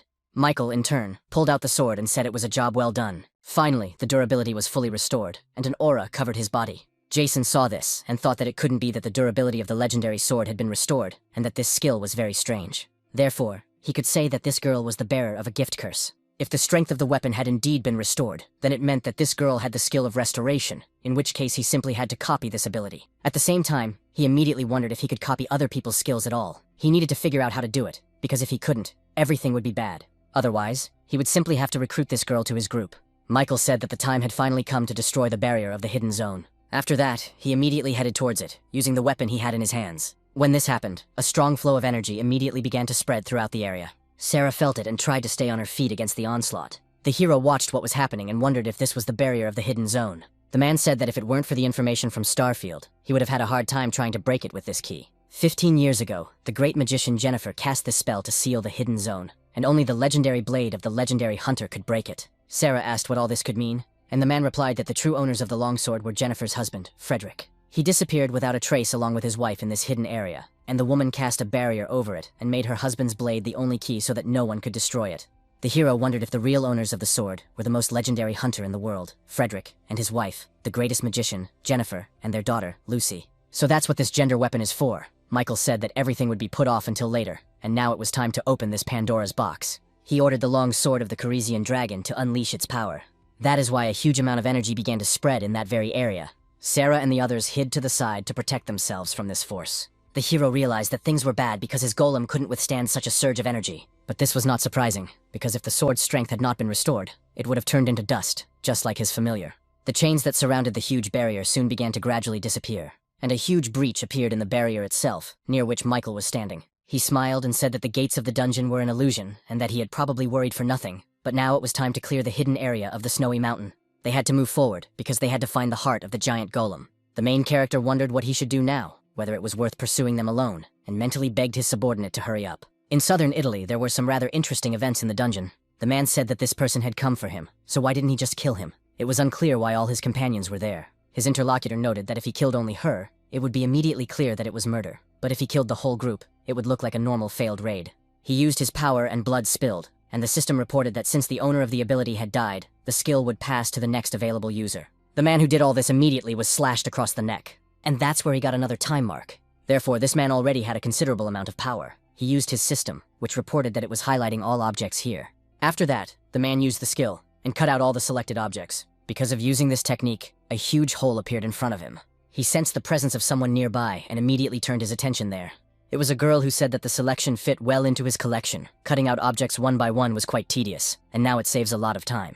The man said that in order to acquire a cursed skill, he had to kill its owner every time, which was quite troublesome. But what was even more infuriating was not that. Because when the skill passes to him, it doesn't evolve, and that's just unbearable. The woman noticed as she told him that it was only possible to acquire someone's skill by killing the owner. But in order to acquire a skill without killing its owner and still be able to develop it, you need the skill of insertion. The interlocutor said that he had been looking for it for 10 years and could not find it anywhere, so he did not understand whether such a skill existed at all. The girl said that in their world, it existed in a slightly different form, which meant that its presence was not in doubt, and that the search skill was looking for the other cursed ones.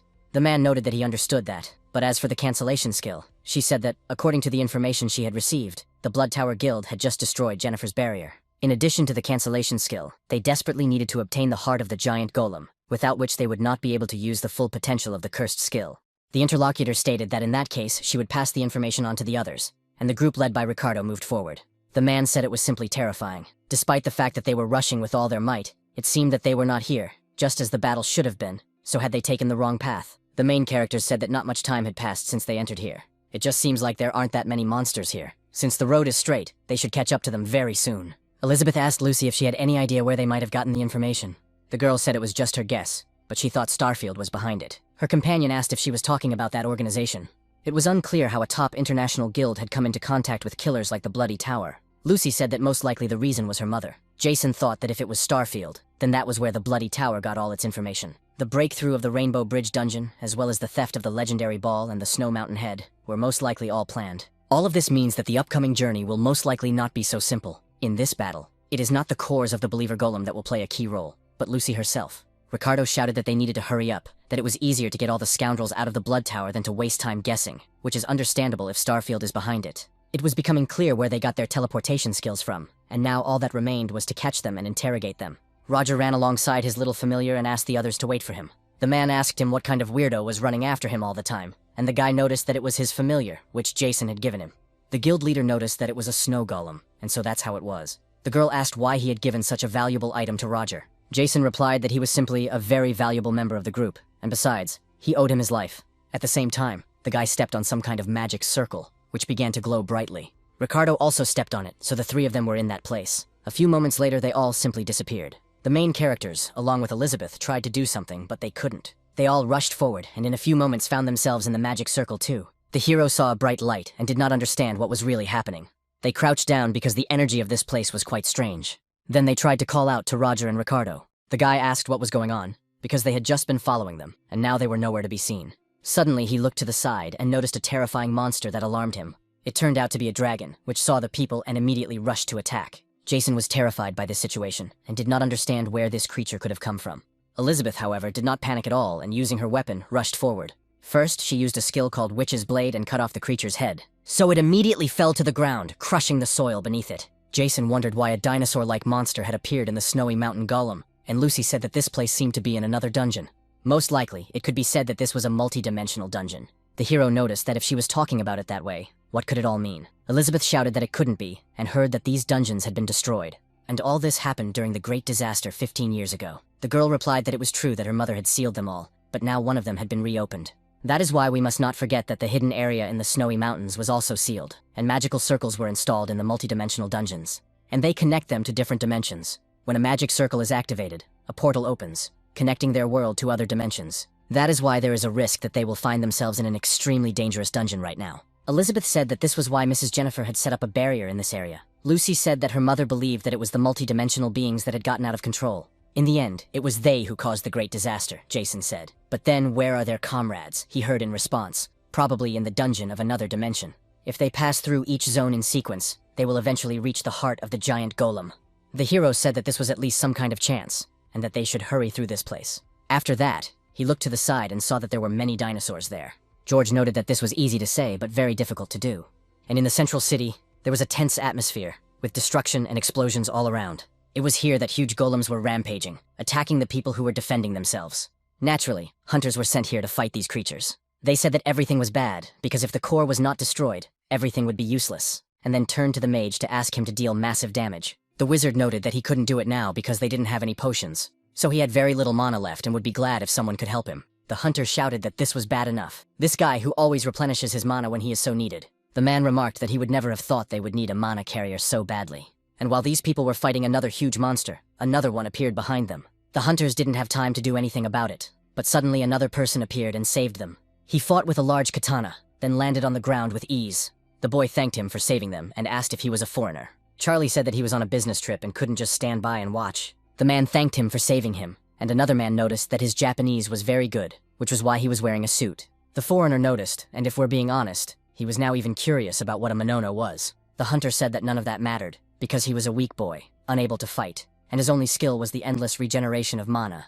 That's why he gave it to all his allies. His interlocutor asked where he could meet this person, and the man replied that they hadn't seen each other in a long time, so he didn't know. That's how he remembered him today. Charlie wondered if he had even heard of the skill of infinite mana regeneration.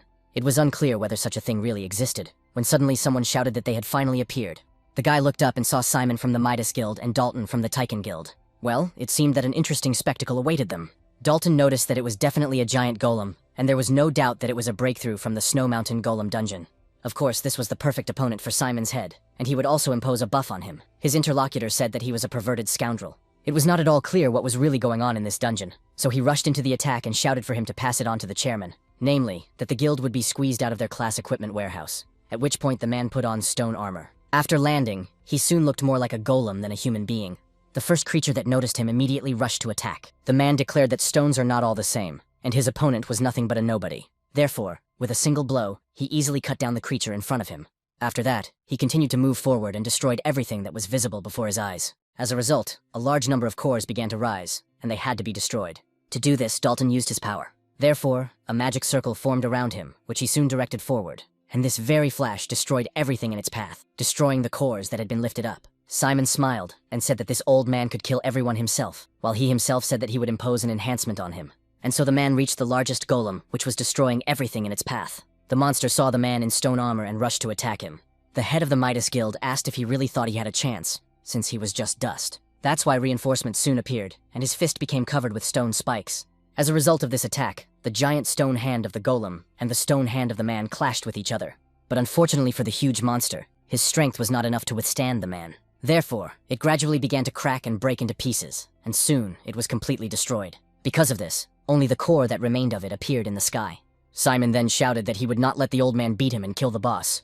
So he grabbed the core with his stone hand and destroyed it in a few moments. The system reported that the boss had been defeated, so the rift had been successfully sealed. The hunters who were at this location and fought rejoiced at this victory. Charlie used his search skill and saw that the user did not have the skill. He only learned that this person's name was Simon, that he was the best hunter in Japan, and that he was also the head of the Midas Guild. In the end, he managed to break through the dungeon in less than 10 minutes, and that was without any cursed skills, all of which was quite useful information.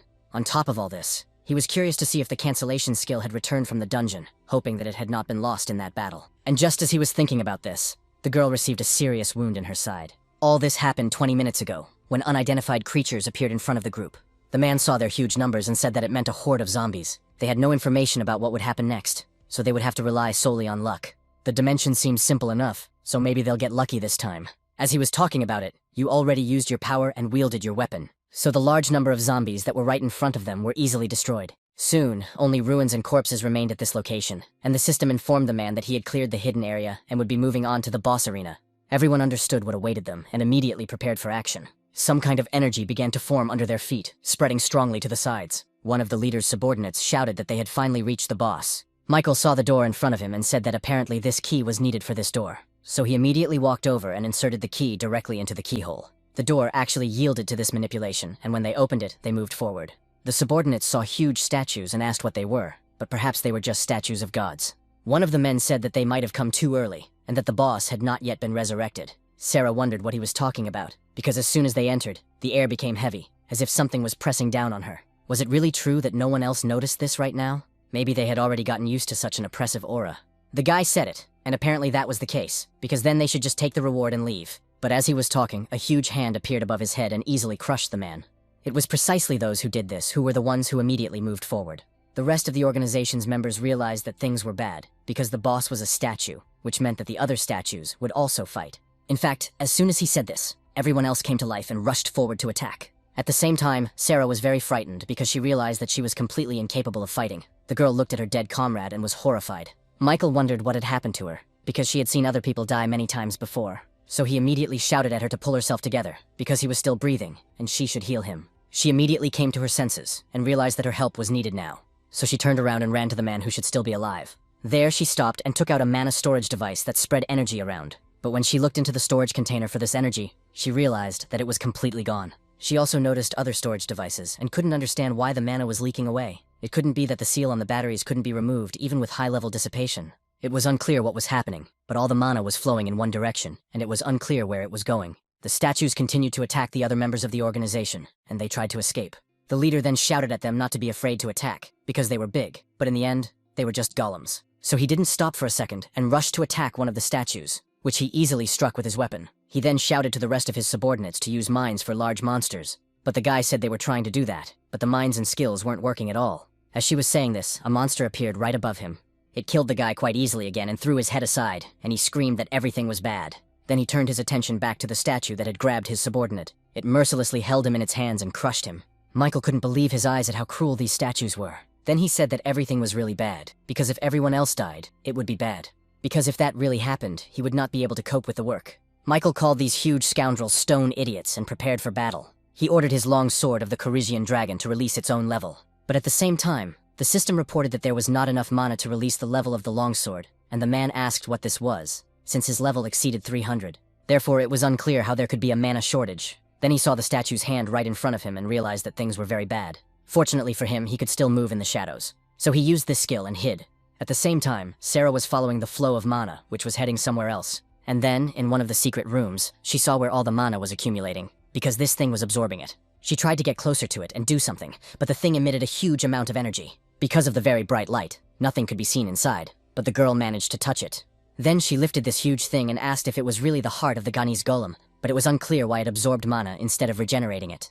A few moments later, she saw the object begin to split into pieces. Sarah realized that this was very, very bad, and she had to get away from there immediately. So she tried to run away, but a huge stream of energy had already begun to emanate from it. One of the deadly rays was instantly released and flew towards the girl. At that very moment, Sarah was in its path, and it struck her in the side. The man immediately lost his concentration due to the sudden and powerful attack, so he fell to the ground. This hurt her quite a bit, so she screamed. This action naturally attracted the statue's attention, and it noticed her. So it immediately headed towards the girl to attack and swung its weapon to kill her. When this happened, a shadow appeared right next to her body. Michael emerged from it and tried to stop the statue from killing the girl.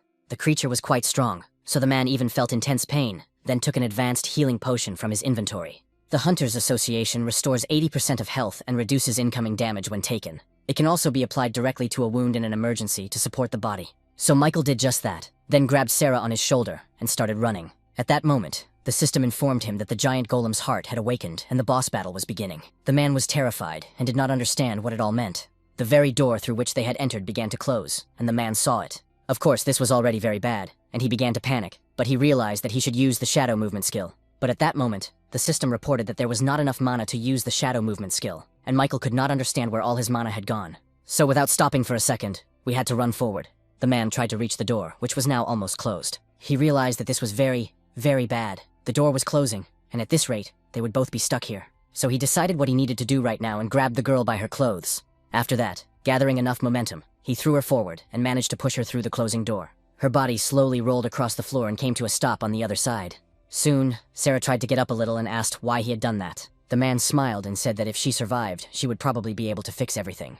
A few moments later, the door slammed shut. The girl said that he was a fool because she was not a hunter, and therefore did not know how to absorb mana, so she would not be able to restore everything to the way it was. Thoughts began to creep into her head that she had come here for nothing, because if she died, what would happen to her mother and father? At that moment, she felt very warm indeed. Could it really be mana?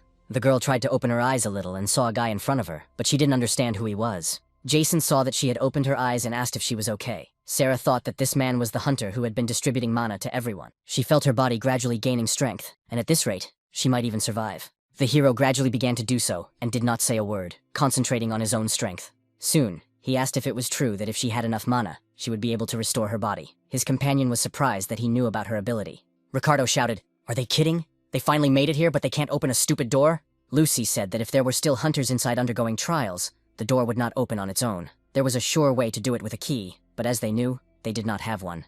The man shouted that it was a mistake to defeat the resurrected wandering golem first, and then come here. He then turned his attention to the girl and asked who she was. In response, he heard that she was apparently the chief healer of people, the Blood Tower. She had been mortally wounded, but thanks to Mr. Jason's mana, she managed to heal herself, and they put her in special handcuffs. He does not suppress mana, and when they get out, she will need to be interrogated. The man said it was easy to say that if they did not pass, this place would turn out to be a trap.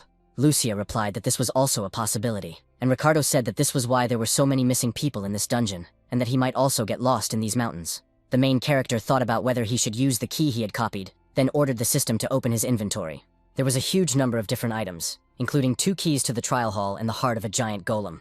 The guy took one of them and thought that it was just lying there. Lucy thought that if this was the door that her mother had sealed, then there must be something inside. That's why she approached the keyhole. Great. When she touched it, her hand began to sink inside. The girl was very surprised when this happened, and the symbols on the door began to glow green.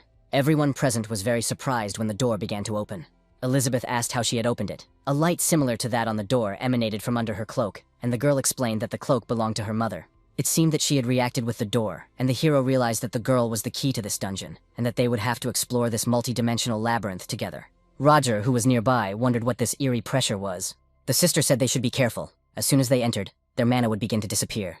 The hero turned to Sarah and asked if that was what she meant, to which the girl replied affirmatively. All this was happening because the heart of the giant golem was absorbing all the mana around it, and seemed to be converting it into its own. Jason realized that if it was absorbing mana, then everything was clear. Sarah shouted that they needed to get out of there immediately, because even a high-level hunter without mana couldn't defeat it. The guy asked what she meant. 2 huge statues appeared from the open door and moved forward. Roger asked what the hell was going on. Elizabeth turned to Mr. Jason and shouted for him to give them mana. The guy replied that he would do everything right now. So he used his power again, and thought that everything would be fine. Then he shouted, "All these creatures trembled before the great Mononos," so the system reported that the user's mana had been copied. The copying and pasting took quite a long time, and the system got stuck and said it was repeating the paste indefinitely. Because of this, it was clear that a huge amount of mana was emanating from the main character. Sarah was simply discouraged when she saw this and did not understand what it was, because mana floods the entire dungeon, and so it turns out that it is also being absorbed by that cube at an incredible speed. The girl looked at Jason and realized that with his help, she would definitely be able to save her mom and dad. Elizabeth thanked the guy for his help, and said that this would definitely be enough to defeat these statues, so she used the Great Witch's Blade. Because of this attack, the huge stone creature in front of the girl was instantly killed. Ricardo also did not retreat from his attacks, using his dark power. He said that if he had mana, it was just cobblestones and pieces of stone. That's why he used a spell called Dark Thunder Spear and killed the statue. The creatures in front were defeated, but suddenly more appeared. The man wondered if he had brought his friends, but it was just in time, and he was so enraged by this dungeon that he was now going to tear them apart completely. So he used his dark magic again, namely a huge attack called the Dark Thunder Scale. Sarah carefully examined the room they were in right now. When she looked to the side, she saw Michael sitting against the wall and realized it was him. The moment she walked over and got closer to this man, she realized that he was still breathing. Just because of that, it was definitely possible to bring him back to life. Suddenly, her attention was drawn to Jason, who had come close to Michael. The guy looked closely at this man, but took no action. He just bent down and picked up the weapon that was lying next to him. The hero thought to himself that now that he finally had this long sword in his hands, as expected, its strength had been completely restored. Now he could say for sure that this girl possessed a cursed ability, so he would definitely copy her skill. But first, he decided to try something else right now. So he approached the man, and touching him with his hand, instructed the system to copy the target's shadow movement skill. But the copying failed because the target's level was higher than the user's. The hero realized that even with the power boost from his longsword, he was still weaker. He saw that the target was very hostile towards the user, so in this case, there were two options for obtaining the skill. The first option was to destroy the target and absorb its skill. The second option is forced absorption of the skill, which can be chosen if the target's health is below 15%, but the target will not be able to use the skill afterwards. The hero thought, if he considers him an enemy, he can kill him and obtain his skill, so it is possible to do so, but now he clearly has less than 15% health. This means that he can absorb the skill without killing the target, and forced absorption may even be useful in the future. Ricardo turned to Sarah and said that she was a healer, so she should heal him to the point where he could walk on his own and no more. When he said that, you immediately destroyed the shackles, noticing that he had a lot of questions for him and that if he ran away, it would end badly for both of them. After his release, she immediately looked at the main character. Then she went over to Michael and started using her power to heal him. Jason noticed that the severed arm literally grew back instantly. It was because of this skill, comparable to his own, that allowed him to copy the body. Soon, the man began coughing up blood quite heavily. Sarah asked him why the old man was smiling, and he replied that he had said that they were both alive. After a short recovery, the girl immediately turned around and walked in the other direction. Elizabeth approached Michael and immediately put shackles on him, saying she hoped he would be able to get out of these handcuffs, and then she would be able to kill him. Let him thank Chief Ricardo for not leaving him here to die, the man remarked. Everything will be as she says. Just let her get them out of this hell. Then she turned her attention elsewhere and said that it was about to begin. When the man said this, there was a bright flash on the mountain. Michael took his attention away from himself and decided to take advantage of this, so he ran forward. The girl burst out when she saw what had happened and shouted that he was a scoundrel. A bright beam immediately spread throughout the room and headed toward the people. Roger noticed what had happened and immediately shouted to his sister about it. The deadly rays spread from the cubes that contained the golem's heart. The hero saw the beam flying towards the guy and shouted to him about it. Roger noticed this, but it was too late for him to dodge. His familiar quickly followed him, wanting to save his master. 30 minutes ago, Ricardo used dark lightning in the multi-dimensional dungeon of the skeleton. Roger's familiar saw a large number of crystals, so the guy asked if he really wanted to eat these magic stones. The man said that he could eat them all because they weren't worth much money. That's why the little bread stopped near these crystals and gradually began to eat them. The system reported that the Snow Mountain Golem had risen to the second level by 25%, but could grow to the 10th. It could also freely change its shape at the second level, and share its feelings with its owner at the second level as well. Roger came closer to it and patted it on the head, saying that it had raised its level. Suddenly, the creature somehow began to interact with him, and the guy asked what else it could do. And right now, the owner of this little golem was attacked. The little one didn't lose his composure and immediately interacted with his owner, putting on stone skin. The hero saw this and thought, could the creature have merged with Roger? It was unclear how he managed to level up in such a short period of time. Ricardo thought about it. No matter how many times he saw it, it really looked like Master Simon's stone skin skill. So that's how the golem's core is used. He would have to look into it when he got back, when suddenly he saw his barrier pierced by a beam. Of course, he saw the attack and easily dodged the deadly weapon. Lucy told him to be careful, as these beams were made of pure mana. This mana is so dense, the beams are so sharp that he cannot block them with his protective magic. Elizabeth joined the conversation and said that even so, it wasn't all bad, because that's exactly why they could be blocked with physical force. Suddenly, she noticed an attack flying in her direction and used the witch's blade. She easily deflected the deadly beam that was heading in her direction, and the hero thought that everything was exactly as the girl had said. It was precisely because the mana was so dense that they could physically defend themselves with swords or shields, so even Roger's device could block them. But still, they cannot move forward if they just continue to defend themselves. Because the guy can endlessly restore his mana, the giant golem's heart can continuously shoot beams. They need to get close enough to this place to destroy it, or else they will all simply die, so they need to find a way to do this. And now you have a new power that you recently acquired, so it's time for the shadow technique. That guy from the Bloody Tower was able to move through the shadows even inside the giant royal spider's thread, so now the hero can use his skills and no one will know. The system reported that using the giant spider's threads activated the shadow movement skill. So the hero, who had wrapped his body in threads, disappeared somewhere. George saw this and was surprised, so he asked if he had really disappeared.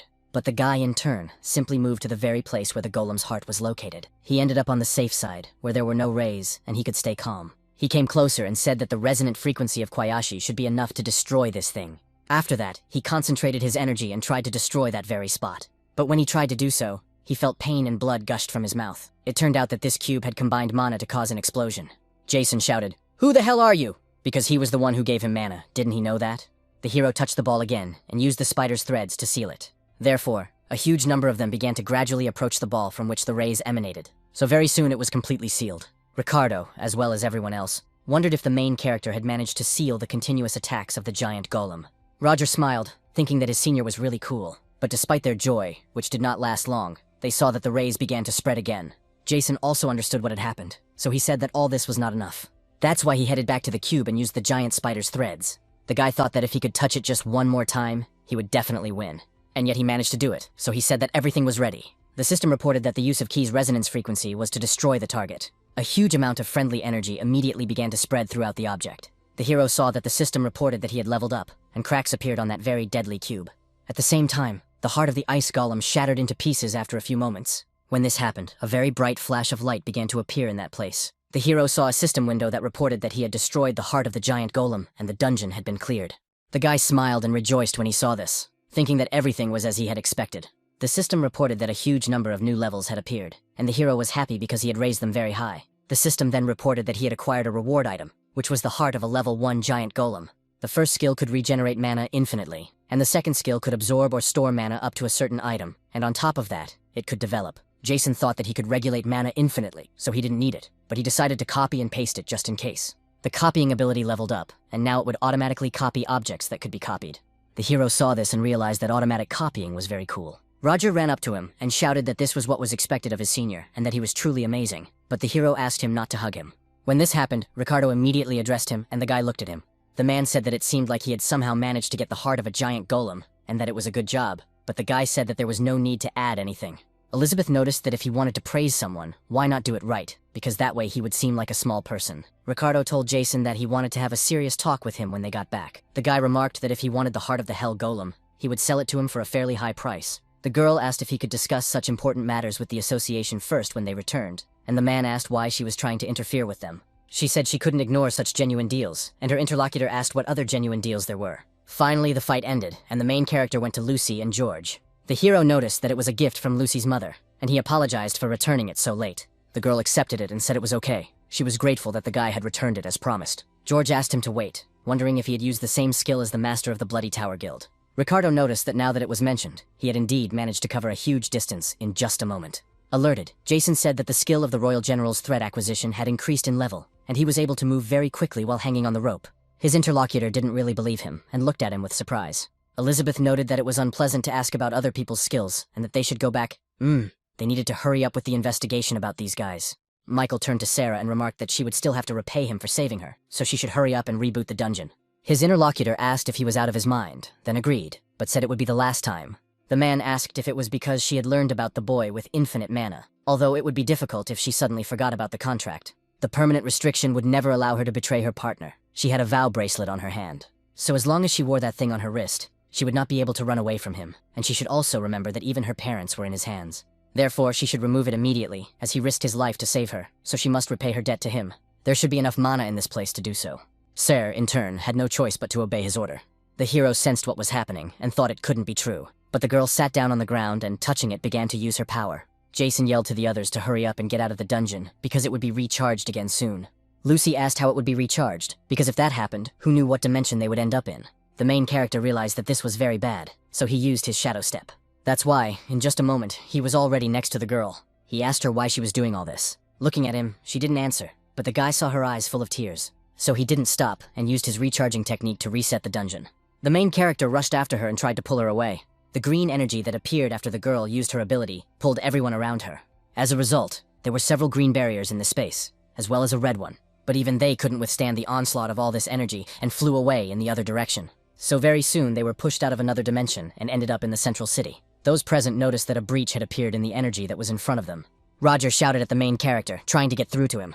Elizabeth asked if she was really in the sky above Tokyo, but what had happened here. Lucy noticed why it had happened, but she herself did not know. However, things were not so simple, and suddenly Elizabeth heard someone addressing her. It turned out to be her father, who asked what they were doing there. The girl was surprised when she saw him. Ricardo was also surprised, and asked where the head of Dalton had come from. The man replied that he had the same question for them, whether they had passed through the dungeon. By the way, where were the rest of the team members? The other leader said that a strange situation had occurred there. The daughter of the man they were talking to began to explain what had happened to Jason. At the same time, Michael was in the dungeon asking what was going on, wondering if the dungeon had not returned to its original state. Sarah explained that this guy had interfered with her, so she couldn't roll everything back to the way it was. The interlocutor replied that it was no big deal, as it seemed that the others had disappeared and the shackles were no longer on him. So all he had to do was get the giant golem's heart, and that would be it. Jason yelled at him to cover his mouth and immediately used the giant spider's web.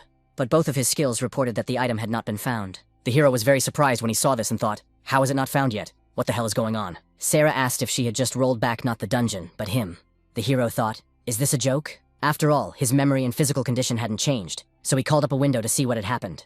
There, the guy saw that his level was number 1, his health was low, and his class level and skill level were also number 1. Jason thought, how could it be level 1? Had he returned to his original state upon awakening? But then what about his cursed skill? He saw that both were at level 1, and realized that his skills had also returned to their initial state. It said that one unconfirmed object had been found. It was available for copying and pasting, but the guy didn't understand what it was, and suddenly blood spurted right next to him. It turned out that without a second thought, Michael had poisoned him to kill him. The man said that it seemed he was unlucky because the level had returned to its initial state, and just in time, that scoundrel would simply die. Jason thought he needed to be calmer because the curse had not disappeared, and there was also an unconfirmed object to copy. Perhaps it was him before they rolled him away. That's why he should just give in and be defeated. Suddenly, Michael clashed with George, who also remained in this dungeon. The man noticed that he was surprised, because he was the one from the International Association, and the hunters didn't know he was here. The main character asked if it was really George here, but why was that so? His interlocutor shouted at him to get out of his way and leave it to him, so he should just run away. Jason replied that this was not the case, and that he would not abandon him under any circumstances. Michael started laughing loudly and asked if he was getting too cocky right now, because the person he was fighting right now was nothing but dirt under his fingernails. In the end, he shouldn't dare to get distracted when fighting alongside him. The weapon the man was defending himself with was destroyed, and the sword pierced his stomach. As a result of this powerful attack, the man was thrown far to the side. The enemy leader rushed forward and said that he was already better off destroying their stupid office anyway. The convoy realized that this man was too fast, so he would not be able to dodge the attack. But in order to protect his comrade in arms, the hero rushed into battle, putting his back to the enemy. As a result, a huge amount of blood gushed from his wound, and he immediately fell to the ground. George saw what had just happened and asked why he had done it. The hero replied that this guy was his prey, and he didn't need any help. So let him get out of here right now. Michael asked what the scoundrel was talking about. Let him die right now. That's why he rushed into the attack again, and cut the guy's body in front of him. As a result of this fairly instantaneous attack, the main character was cut in two, and it's safe to say that he was definitely dead. The enemy leader smiled and said that he didn't think this scoundrel would return to his previous state, but the objects remained intact. He turned to his subordinate, and asked if she understood that she could only count on him. Let her not look at him, for he was sure that she had fallen into despair when she rolled back his progress. Surely this scoundrel was already thanking him from the other world. Precisely because he had saved him from all this suffering, the hero said he was truly grateful that he had killed him and cut off his hand. Michael immediately grabbed his limb and began to scream loudly in pain. The main character was standing right in front of him and said that he was afraid he didn't have the guts. The man and Sarah were very surprised when they saw this. The opponent asked in despair what the hell was going on, because he had killed him with his own hands. He immediately picked up the weapon that was on the ground and asked what kind of skill this was. Then he rushed into the attack and asked what kind of person he was, or what he was really like. The main character was finally able to use his inventory and used the web of the Great Spider. The man called him a fool and asked if he had forgotten, using the skill of moving in the shadows on the system, informing him that it was absent and could not be used. Now the opponent was absolutely terrified and asked what else it was, then shouted at Sarah to roll back the dungeon right now. But the subordinate shouted that she would not do it because she did not want to. The boss yelled at her even louder and asked if she had forgotten about the Adam's Ring agreement. If she didn't want to die, she should quickly return the dungeon to its original state. With the help of this very bracelet, he began to spread energy, and it caused the girl pain. The main character noticed what had happened, and understood why she obeyed that man. Most likely it was all because of the bracelet on her wrist. So, without a moment's hesitation, the guy rushed towards her and stopped next to her. Immediately after that, he touched the bracelet with his hand and began to manipulate it. He used his copying skill, namely the Kishi resonator. So, in a few moments, the bracelet that had been restraining her all this time was destroyed. Sarah was stunned when she saw what had happened and couldn't believe her eyes. Michael yelled for him to stop, because he would definitely tear off the scoundrel's head, then tried again to use the skill of moving in the shadows. But he didn't understand why it still wasn't working. Jason noticed that there was a good reason for this. After that, he used the skill himself and said that it now belonged to him. At the same time, he used his weapon and cut his opponent's body. So the opponent immediately fell to the ground because he was bound by a web. George was surprised when he saw what had happened, and the guy was heading for the golem's heart. Then he picked it up and said that it was all because of this pathetic thing. It turns out that this man had broken into the dungeon and taken so many lives. At that moment, he took advantage of Koyashi's vibration and said that a man like him deserved nothing, and then broke the golem's heart. As a result, the system reported that the high-level dungeon's folk item had been destroyed, and a unique reward had been obtained. Soon, Jason had that very reward item in his hands, and the system reported that the hidden dungeon of the giant golem's heart had been cleared. The other hunters were surprised and said that the door had opened, which meant that the dungeon was protected. So they slowly began to go inside, but asked what it was, since there was no one there. Suddenly, one of the men saw the guy and noticed that it was Mr. Jason. So he asked if he wasn't with Chief Ricardo and Ms. Elizabeth, and the hero said that he had lost them during the cleanup, but they were together, so there was no need to worry. The hunters asked if that meant he had cleared the dungeon alone. Jason smiled and said that you could say that, so it was time to go back. The next day, the young man and the other members of the hunters' organization had a conversation. He sat at the table at the meeting near Ricardo so he wouldn't be far away. The others present began to discuss what had happened. Dalton said that the hidden dungeon in the snow-covered mountains of golems turned out to be multidimensional, and that was bad. They say that passing through such a dungeon affects other dimensions as well. Simon said that this was understandable, meaning that this was the reason for the breach. Georg said that what was more important was that Lady Jennifer's seal had been removed, and multidimensional dungeons were harbingers of great disaster. He was referring to the catastrophe that happened 15 years ago, the man said in his head, but it was too early to jump to such conclusions. Another person joined in and said that this was true, that it was just one destroyed multidimensional dungeon, and Georg noted that they were also saying such naive things at the time. In response, the man asked what he was talking about and how he could do that. Elizabeth could no longer listen to everything they were saying and immediately slammed her fist on the table. She then said that she apologized, but she was leaving, and they needed to question the members of the Blood Tower Guild as soon as possible. Otherwise, they would not be able to solve this problem. Simon asked if she really thought that while they were away, they were just having fun, and who, in her opinion, was dealing with the breach they had caused. Ricardo immediately asked everyone to calm down, saying that they hadn't expected this either, and that he had been told that the leaders had made every effort to resolve the issue. The interlocutor said that he wasn't saying all this to brag, then approached the hero and noticed that it was the hunter who was speaking. Jason cleared the hidden dungeon. If the rumors were true, then why hadn't they heard anything about him? And who was he anyway? The guy smiled and said he was a hunter. Simon said he knew who he was and decided to mock him anyway. The hero got up from his seat and asked what he wanted from him. He cleared the hidden dungeon with minimal losses and also discovered a dangerous multidimensional dungeon, which, in his opinion, was a reason for praise, not interrogation. Simon got angry when he heard this and said that it was interesting. He knew who he was and continued to mess with him. Ricardo noticed the situation and realized that a serious conflict was brewing. The others wondered if they were going to start a fight right there. At the same time, the chairman immediately turned to the head of Midas. He said that if he continued in the same vein, he would not receive a reward for eliminating the dungeon breach. Immediately after saying this, the man calmed down for a moment. Of course, he was still angry and told the main character that he was lucky this time. Jason noticed his technique and wondered if it was stone armor, but could he copy it? Soon, everyone headed to the office of the association's chairman. Georg asked if it was true that he was a hunter named Jason, but which guild he belonged to. The hero said that he used to be in the Tycoon Guild, but for certain reasons he was now a freelancer. The girl wondered if he had really been there. The man told the hunter that it was difficult to level up alone, but he had managed to pass through an extremely dangerous hidden dungeon, which was impressive. So well done. On behalf of the association, he expressed his gratitude to him. The hero, of course, thanked him for that, and wondered if that meant that the chairman himself had recognized him. George also thanked the representatives of the International Hunters Association, and asked if he could find out their future plans. Lucy said that first they would return. In order to report everything to him, George added that he plans to stay here. In addition, he intends to leave the International Association of Hunters. Very soon, the main character headed home. But there were a lot of people there, and he asked them to wait, because it was his house, and he didn't understand what the hell they were all doing there. George said that he had left the International Association. That's why he now has nowhere to live, and will have to stay with him for a while. Lucy was curious, but why did he decide to do this? And the man said he was sorry, but he couldn't explain the reasons yet. Roger said that he and his assistant simply couldn't leave the old man. Elizabeth said she had just come to convey Sarah's demands, so she should not be equated with these people. The hero noted that, incidentally, those two were still there. The girl replied that Michael had been detained and was now undergoing treatment in the hospital, and Sarah had refused to heal him with her own skills.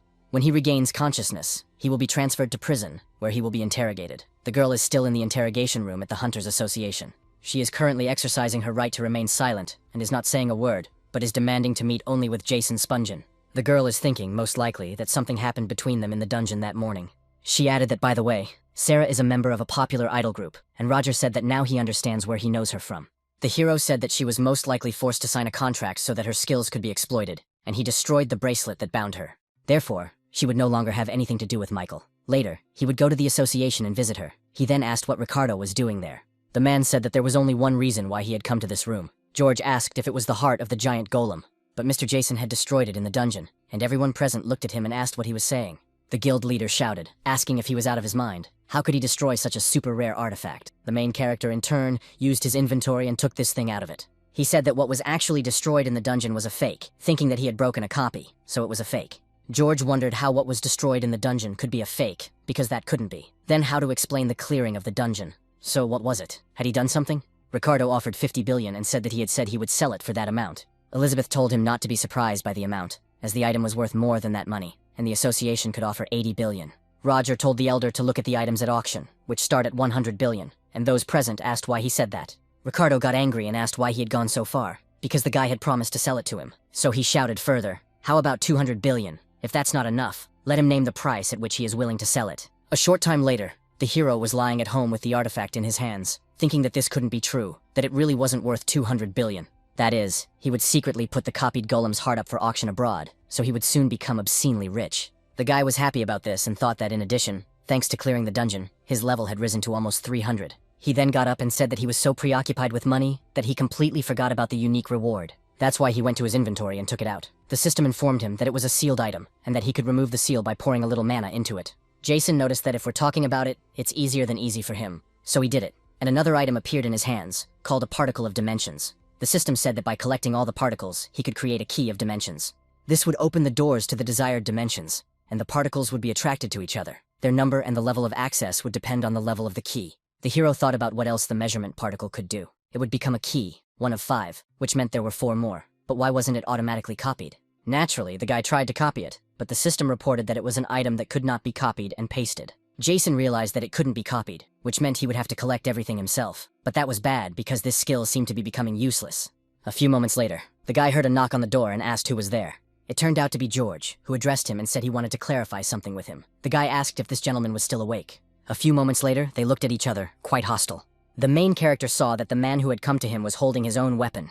So the guy got up from his seat and asked what this man was up to. The man, in turn, did not hesitate for a second and immediately rushed to attack. So a few moments later, the guy's body was pierced by his blade. 15 years ago, Europe was talking about when the terrible disaster happened. Monsters were destroying everything around them, one of which was a level 500 plus drake, a creature classified as a lower species of dragon, but with characteristics comparable to the higher ones. People shouted that this creature was using fire and were the first to pursue it, aiming to strike it with a magical explosion with an ice attribute. The wizard who arrived at the scene of the battle shouted that he understood everything. The woman headed in his direction and immediately used her technique called Ice Bolt. The creature in turn did not simply let this attack pass and hid behind its wings. The man said that he didn't have a single scratch on him, but his companion asked if they really couldn't handle such an ultra monster from class that had appeared out of nowhere on their own. Drake didn't stop for a second, so he attacked the rest of the people with his fire. Those who were caught in this massive attack tried to hide, running away so that the deadly fire would not reach them. But the creature circled around, trying to kill as many people as possible. One of the men ran away and told George that they should run, because they couldn't fight it. The appearance of the anomalous monster plunged the world into hell, and as a newly awakened novice hunter, the man resigned himself to death. But suddenly he heard someone address him and ask if the rookie was okay. The guy immediately opened his eyes and couldn't believe he was still alive. It turned out that right in front of him was the man who had just saved him. George looked at him closely and wondered if this was the legendary man, because he could say for sure that he was the world-famous hunter Frederick Hugh, the guy thought. Thank God he was saved. A few moments later, Drake, who had been raging all this time, was defeated. George was stunned when he saw the huge amount of blood in front of him. The creature was still alive, but it was looking strangely to the side. Soon, something strange began to happen in its stomach, as if there were small explosions, and it was bursting apart. So when its body reached its peak, it exploded into small pieces. Of course, it was struck by the legendary hunter Frederick. George realized that he had done it, and thought it was just amazing. Thought he should wait, wondering if he had just been killed. He couldn't actually see the bodies, but he didn't understand what was happening. Soon a girl appeared and told Frederick that she had told him not to use it in front of strangers, and the guy thought he didn't understand when she arrived. So was it she who saved him from this huge explosion? The man said it was an emergency, and it was the fastest way to defeat this entity. The girl noticed, of course, that his scales were as hard as a dragon's, and if they had left it alone, the country could have been destroyed. Frederick approached the man and told him what he had just seen, asking if he would keep it a secret. The man was a little surprised, but said that he would, of course. The other hunters arrived and said that it was unclear who had defeated Drake, and that someone had even torn him apart like that. Frederick said he thought it was time for them to leave, and the girl added that she agreed. The guy stood up and said that he had recently become a hunter. His name was George Grant, and he was from the Grant family, so he asked people to remember him. In response, Frederick said he would remember him, and gave his full name. George thought he was a hunter, whose skill surpassed death and the greatest hunter in the world, Frederick Hugh. But at that time, the guy had no idea. The fact that after this man's disappearance he would meet another with the same abilities was irrelevant, but he wanted to see it with his own eyes. And right now, he wanted his predictions to be correct. The hero used his power and put a weapon to his neck, then asked what he was trying to do. The man thought that, as he had expected, Jason had the same skill as Frederick Hugh. His interlocutor said that he was really sorry, but he just wanted to check and see his skill with his own eyes. The hero said that he was trying to kill him to check. Suddenly, they heard Roger addressing the older man and looked at him. The young man was very surprised and frightened at that moment, so he asked what was going on. The hero asked him why he was still there and realized that this was becoming problematic. After a while, George bowed and said that he was really sorry. Jason said that everything was fine and asked who taught him to apologize with a bow. Lucy said it was her. She had heard that when you commit a serious crime in the East, this is how you apologize. The hero remarked that this was insufficient for murder. The man said that in order to atone for his guilt, he would stay with him. The guy told him not to decide everything on his own. Roger asked if the elder had the same resurrection skill as Frederick, and his interlocutor told him not to call him that. The subordinate noted that this was the ability to return to life after death, and that was why the hero was so strong. The hero thought he should let them think incorrectly for now. He said it didn't matter, and then asked why Lucy hadn't come back too. His interlocutor held out the artifact and said she needed to talk to him about it. Jason realized that this was the very piece he had recently received as a reward. The hero asked if her spatial object had suddenly started to resonate, and Lucy replied that it had, that she had followed it and was surprised when it led her to this room. Her part of the artifact was numbered 1, while Jason's was numbered 5, so she was curious to know where he had gotten it. The guy said he got it when he destroyed the heart of a giant golem, and it was a unique reward. Lucy said she could see that they might need to investigate. The part of the artifact she has is one of her mother's memorable gifts. Referring to a note her mother left her, these pieces resonate with each other, and are also attracted to each other, as has just been proven.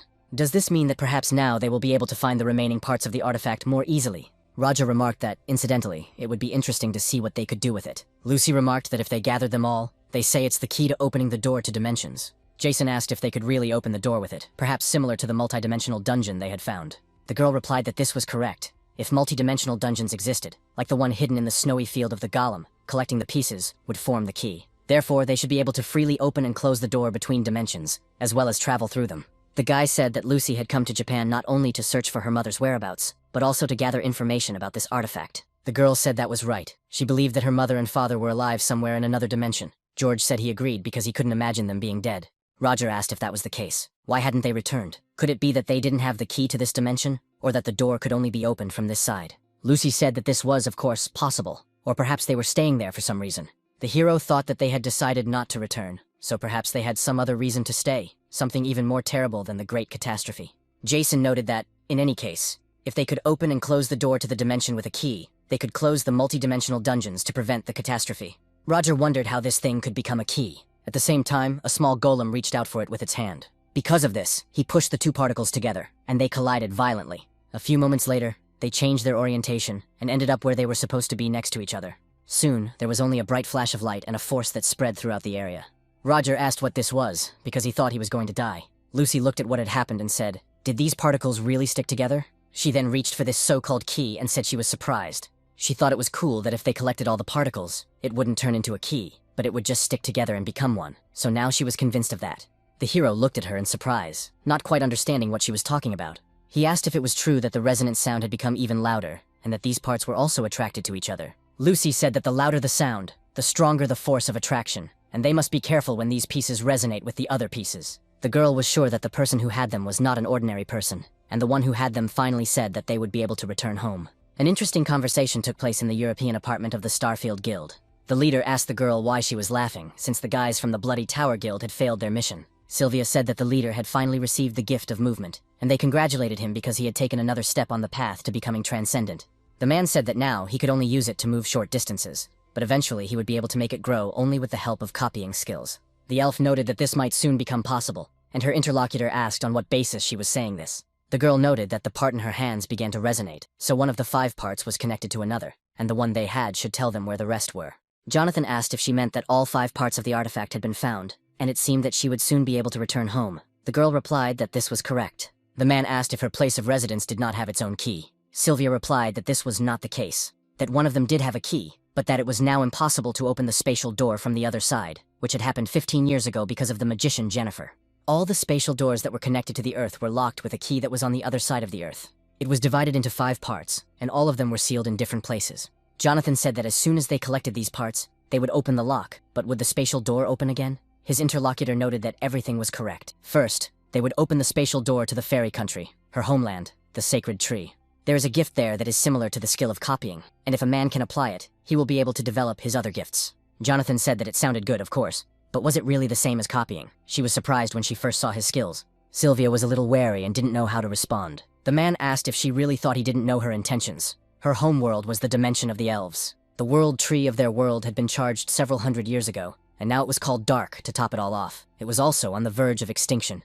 The elves tried to move the source of this slaughter away from the Earth, but they failed because Jennifer stopped them. But what do they really want? The elf plans to continue her failed operation and connect the earthly dimension with her own, and she is using him to achieve this. The elf wanted to say that this was not the case, but the man said that he was not interested in any of this. He wanted to use her to open more multidimensional dungeons.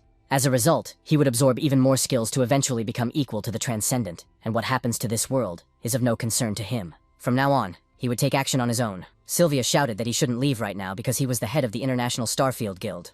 If he moved without any justifiable reason, he could attract unwanted attention and become someone to be feared. Therefore, after completing their preparations, they would have sufficient grounds for him to relocate. In the Forest of Death in the Japanese dungeon, a monster raged. This creature is called Null, and it is level 90. These monsters, which are a mixture of goblins and wolves, may have low combat power individually, but they are very intelligent and act in packs, which makes them very dangerous. And it was these monsters that spotted the humans and immediately rushed to attack them. Roger asked the senior member if there were many of them here.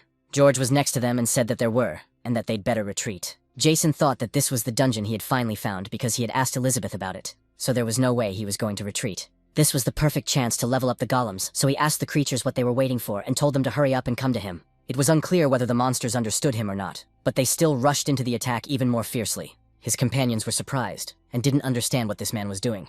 The monsters continued to run at a speed that was not true to him, and all they could do was wait. The system reported that a golem core had been used, and that golems were being created, and very soon, an incredible number of these cores were obtained. So the main character released his army of familiars, and they rushed forward.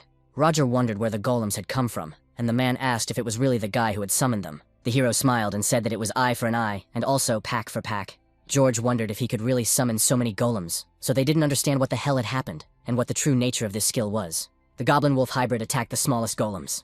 One of the creatures tried to bite the baby's head, but nothing good came of it. Roger said that no matter how strong the golems were, the difference in their vitality and level was simply enormous. But a few moments later, the familiar that was attacked first killed the creature that did it, so the monster flew a very long distance in that very second. And the army of small supporters rushed into the attack because they realized they would win.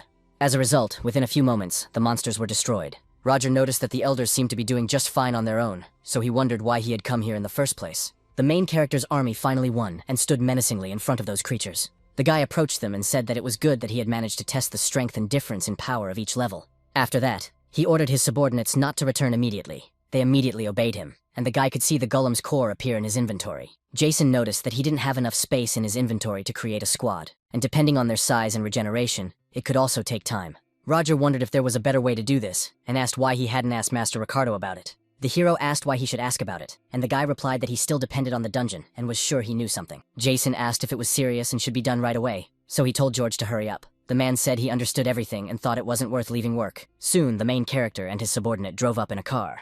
The guy asked if it was really his car, and Roger said yes, his father had given it to him for his birthday.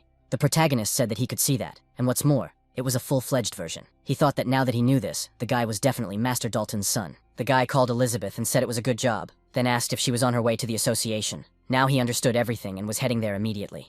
The subordinate noticed that it was a rather sudden call and asked what had happened. The hero noticed that he was surprised, and thought that it was probably about Sarah, although in any case he himself had business with her. So he asked Roger if they could hurry up, and he, of course, agreed. Soon, the guy finally arrived at the association and was already in the interrogation room. Sarah was sitting alone at the table, her gaze lost in thought and very pensive. Elizabeth said that she had insisted on talking to Jason specifically, and for 3 days she had not eaten or drunk water, but still remained completely silent. The hero asked if they could keep their conversation off the record, but the girl apologized, and said that this was impossible due to the nature of the investigation. Jason thought that whatever happened, even if the true nature of his cursed skill was revealed here, he could still learn her ability and undo all of this, because that was his top priority now, and he headed for the interrogation room. First, he approached Sarah and immediately placed a glass of water in front of her. Then he noticed that it was plain water and let her drink it. The girl said nothing in response and just sat silently for a while. But soon she reached for the glass the guy handed her and began to drink it greedily. Elizabeth said that she had now avoided dehydration. Jason asked if he was right in thinking that she wanted to learn about his skills, namely the creation of infinite mana. His companion said that if he helped her, she would definitely cooperate with the investigation, and the guy said that before that, he needed to confirm something. He then noticed that her ability to restore things, and she was struck by a cursed skill, and that skill was cancellation. As a result, the girl said that he was right. The hero realized that he knew this because he was not the only one who was cursed. In other words, if he could simply copy and paste her skills, it would mean that any cursed skills could be copied and pasted. She thought to herself, could it be that this girl's skill was not healing, but restoration? Which meant that this was why the strength of the long sword had been restored. Such a skill is quite significant for killing. Roger was surprised to hear these words and thought, no, damn it. They say such skills exist. Sarah said that her mother and father were now in a coma, so she asked for help in restoring them, and he was the only one who could provide such a large amount of mana. Jason said he understood everything and would give her as much mana as she needed. In exchange, he would be a little rude and immediately apologize for it. So he immediately approached the girl and touched her shackles. Roger asked the elder what he was doing. A few moments later, the handcuffs on the girl's hands immediately fell apart. The main character in turn didn't stop for a second and immediately grabbed the girl by the hand. The system in turn informed the guy about copying the cancellation skill. Soon a message appeared saying that it could not be copied, and the hero thought, is this serious? Of course he realized that there were abilities that he could not copy. But he didn't think that it was actually bad to encounter one of them during the day. Could it really be impossible? Sarah asked in surprise what he was doing right now. After these words, Jason came to his senses a little and immediately apologized for the situation. Then he noticed the error that appeared in front of him. The system said that special abilities could not be copied, but if he eliminated the target, he could absorb it. If he fulfilled this condition, he would then be able to copy abilities as usual. The guy realized that if it was about eliminating targets, then it must be murder. And if he did it, would he be able to copy the ability as usual? It seemed like they were mocking him. In short, in order to copy the skill that cancels something, he would have to kill Sarah, as if he could do that. But he really wants to copy and paste this skill, so is there really no other way? He also can't wait for her to die of old age. Roger asked the others what they thought about why the windows suddenly opened. Elizabeth turned to the main character and asked what was wrong, because he suddenly became very serious. The guy said nothing terrible had happened, everything was fine. After that, he thought that in that case, it was now a test of endurance. He would fulfill Sarah's request first, and earn her trust. In the near future, he might find a better method. And if he couldn't find a better method to unite with her, he told the girl that they should go to her parents immediately. On the same day, they went to the central hospital for hunters, and the hero asked if it was really mana poisoning. Sarah replied that it was true, that they had been attacked by a mysterious monster during the Great Catastrophe, and that this hospital was the only one that treated mana poisoning. Jason understood why they were hospitalized here. She must have teamed up with Michael to earn money for treatment at the hospital. He then asked if Michael was also being treated here, and Elizabeth confirmed that he was currently in an underground room. After he is cured, they plan to transfer him to prison and conduct an investigation. He then asked Sarah if she was worried, but his interlocutor replied that everything was fine, and suddenly George saw something strange. A foreigner walked past him, and the man realized that he knew him, as he had been working for the association for a long time. So he paid attention to him, and didn't understand why this man was here.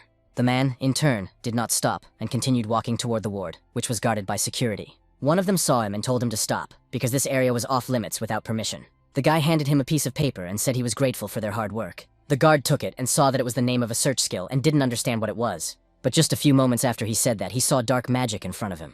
Both guards were terrified because dark energy was heading straight for them at incredible speed. Very soon, both of them were completely engulfed by this energy. Subconsciously, it seemed to them that they were somewhere far away, but in reality, they were in the same place. Only now they had turned dark. Charlie told them to bring the man who was inside and do what was necessary, then return here, and they immediately obeyed. After that, the stranger headed forward, toward where there was some kind of capsule. When he approached it, you used dark magic again, and a purple ball appeared in your hands. Sylvia had said earlier that she had a job that only he could do, so the guy was surprised, and asked about it. The girl showed him the ball and said that in the unlikely event that the blood tower collapsed, she wanted him to scatter it throughout Tokyo. Charlie asked what it was, and the elf said she had brought it from her homeland. It was the fruit of a tree from a polluted world, and with this fruit, a barrier could be created, and it would open up space. The guy asked what she meant by opening a space, and the girl said that to believe it, you had to see it first. After a while, Charlie saw something that greatly impressed him, something he did not expect to see. His companion used the item she wanted to give him, and then said that this was only one fruit, and that she could only show him this. She wants to give Starfield and Jonathan a reason to go public, and the guy wondered if that meant she wanted to build an escape route from his Tokyo dungeon. The organization, and he are closely connected by their families, so now he definitely cannot back down. The man, who had been lying unconscious for a long time, finally got up and took off his mask. He was very surprised, so he asked how it was possible that he was still alive. After that, he looked to the side and was not surprised when he saw familiar faces. His wife was also there, alive and well as his own daughter. He turned to Sarah, and she responded in kind. Roger stood there with tears in his eyes, looking at this heartbreaking scene. The older sister was shocked when she saw how he treated these people. She then hit the boy on the head and asked why he was the only one crying. He told the elder that he knew his infinite mana was amazing, but he wondered if it could really revive a person who had lost consciousness. At the same time, he didn't even know if the best healers in the world could handle it, but Elizabeth understood that this recovery was incredible. If there was even one mistake, everything would be bad. The girl would really have to use the association to save this child. Although she decided that she had to witness this herself, the guy told the girl to think about it and wondered where George was. Lucy replied that now that he mentioned it, she didn't know where he was either. Charlie, trying to hide his identity, was moving forward with the man. After a short while, he stopped because the system had given him some information. His search skill indicated that a person with a similar ability had been found. The guy immediately took off his hat and asked if there was really someone with that skill in the hospital. The man in front asked what the hell he was talking about, then realized that Sarah's parents were in this hospital. He hoped they wouldn't tell him that the guy standing right there was somehow connected to him. But then someone called out Charlie's full name. It turned out to be George, who said that the guy was hiding his face with a hat, so he almost didn't recognize him. The man remarked to him that it was interesting that someone from the International Hunters Association had come to Japan, and in the end, he wanted Michael like a dog wanted Strawfield. Charlie said he heard that he had left the International Hunters Association, so what was he doing here? George used magic and started pulling out a weapon, saying that the man next to him was a criminal, so he, who was helping him, was also one. The foreigner said that he was as reckless as ever and couldn't he see that this was a hospital. Michael asked him to give him a weapon because all his equipment had been confiscated, and since he had come alone, he just wanted this man to teach him a lesson. Because in reality he was very weak and couldn't do anything on his own, Jason suddenly appeared and said that he was here too. The man noticed that he was a scoundrel, because his ability was incomprehensible. How dare he behave like that? A few moments later, Charlie saw that the system had notified him of a new search. It said that this person had the ability to copy, as well as to bet. Charlie immediately smiled and thought that he had finally found the skill of copying right in front of him. At the same time, Elizabeth approached and said that it was terrible, because one thing after another was happening. First Michael, and now international crime. That's why, without a second thought, she immediately took out her weapon. The man looked ahead and saw that it was his acquaintance, who possessed a blade witch. The guy was also surprised and wondered if this final boss had suddenly appeared to put an end to everything. The girl said that her horoscope said that today she was unlucky in the most unfortunate and possible way, which was probably why all the overtime work existed.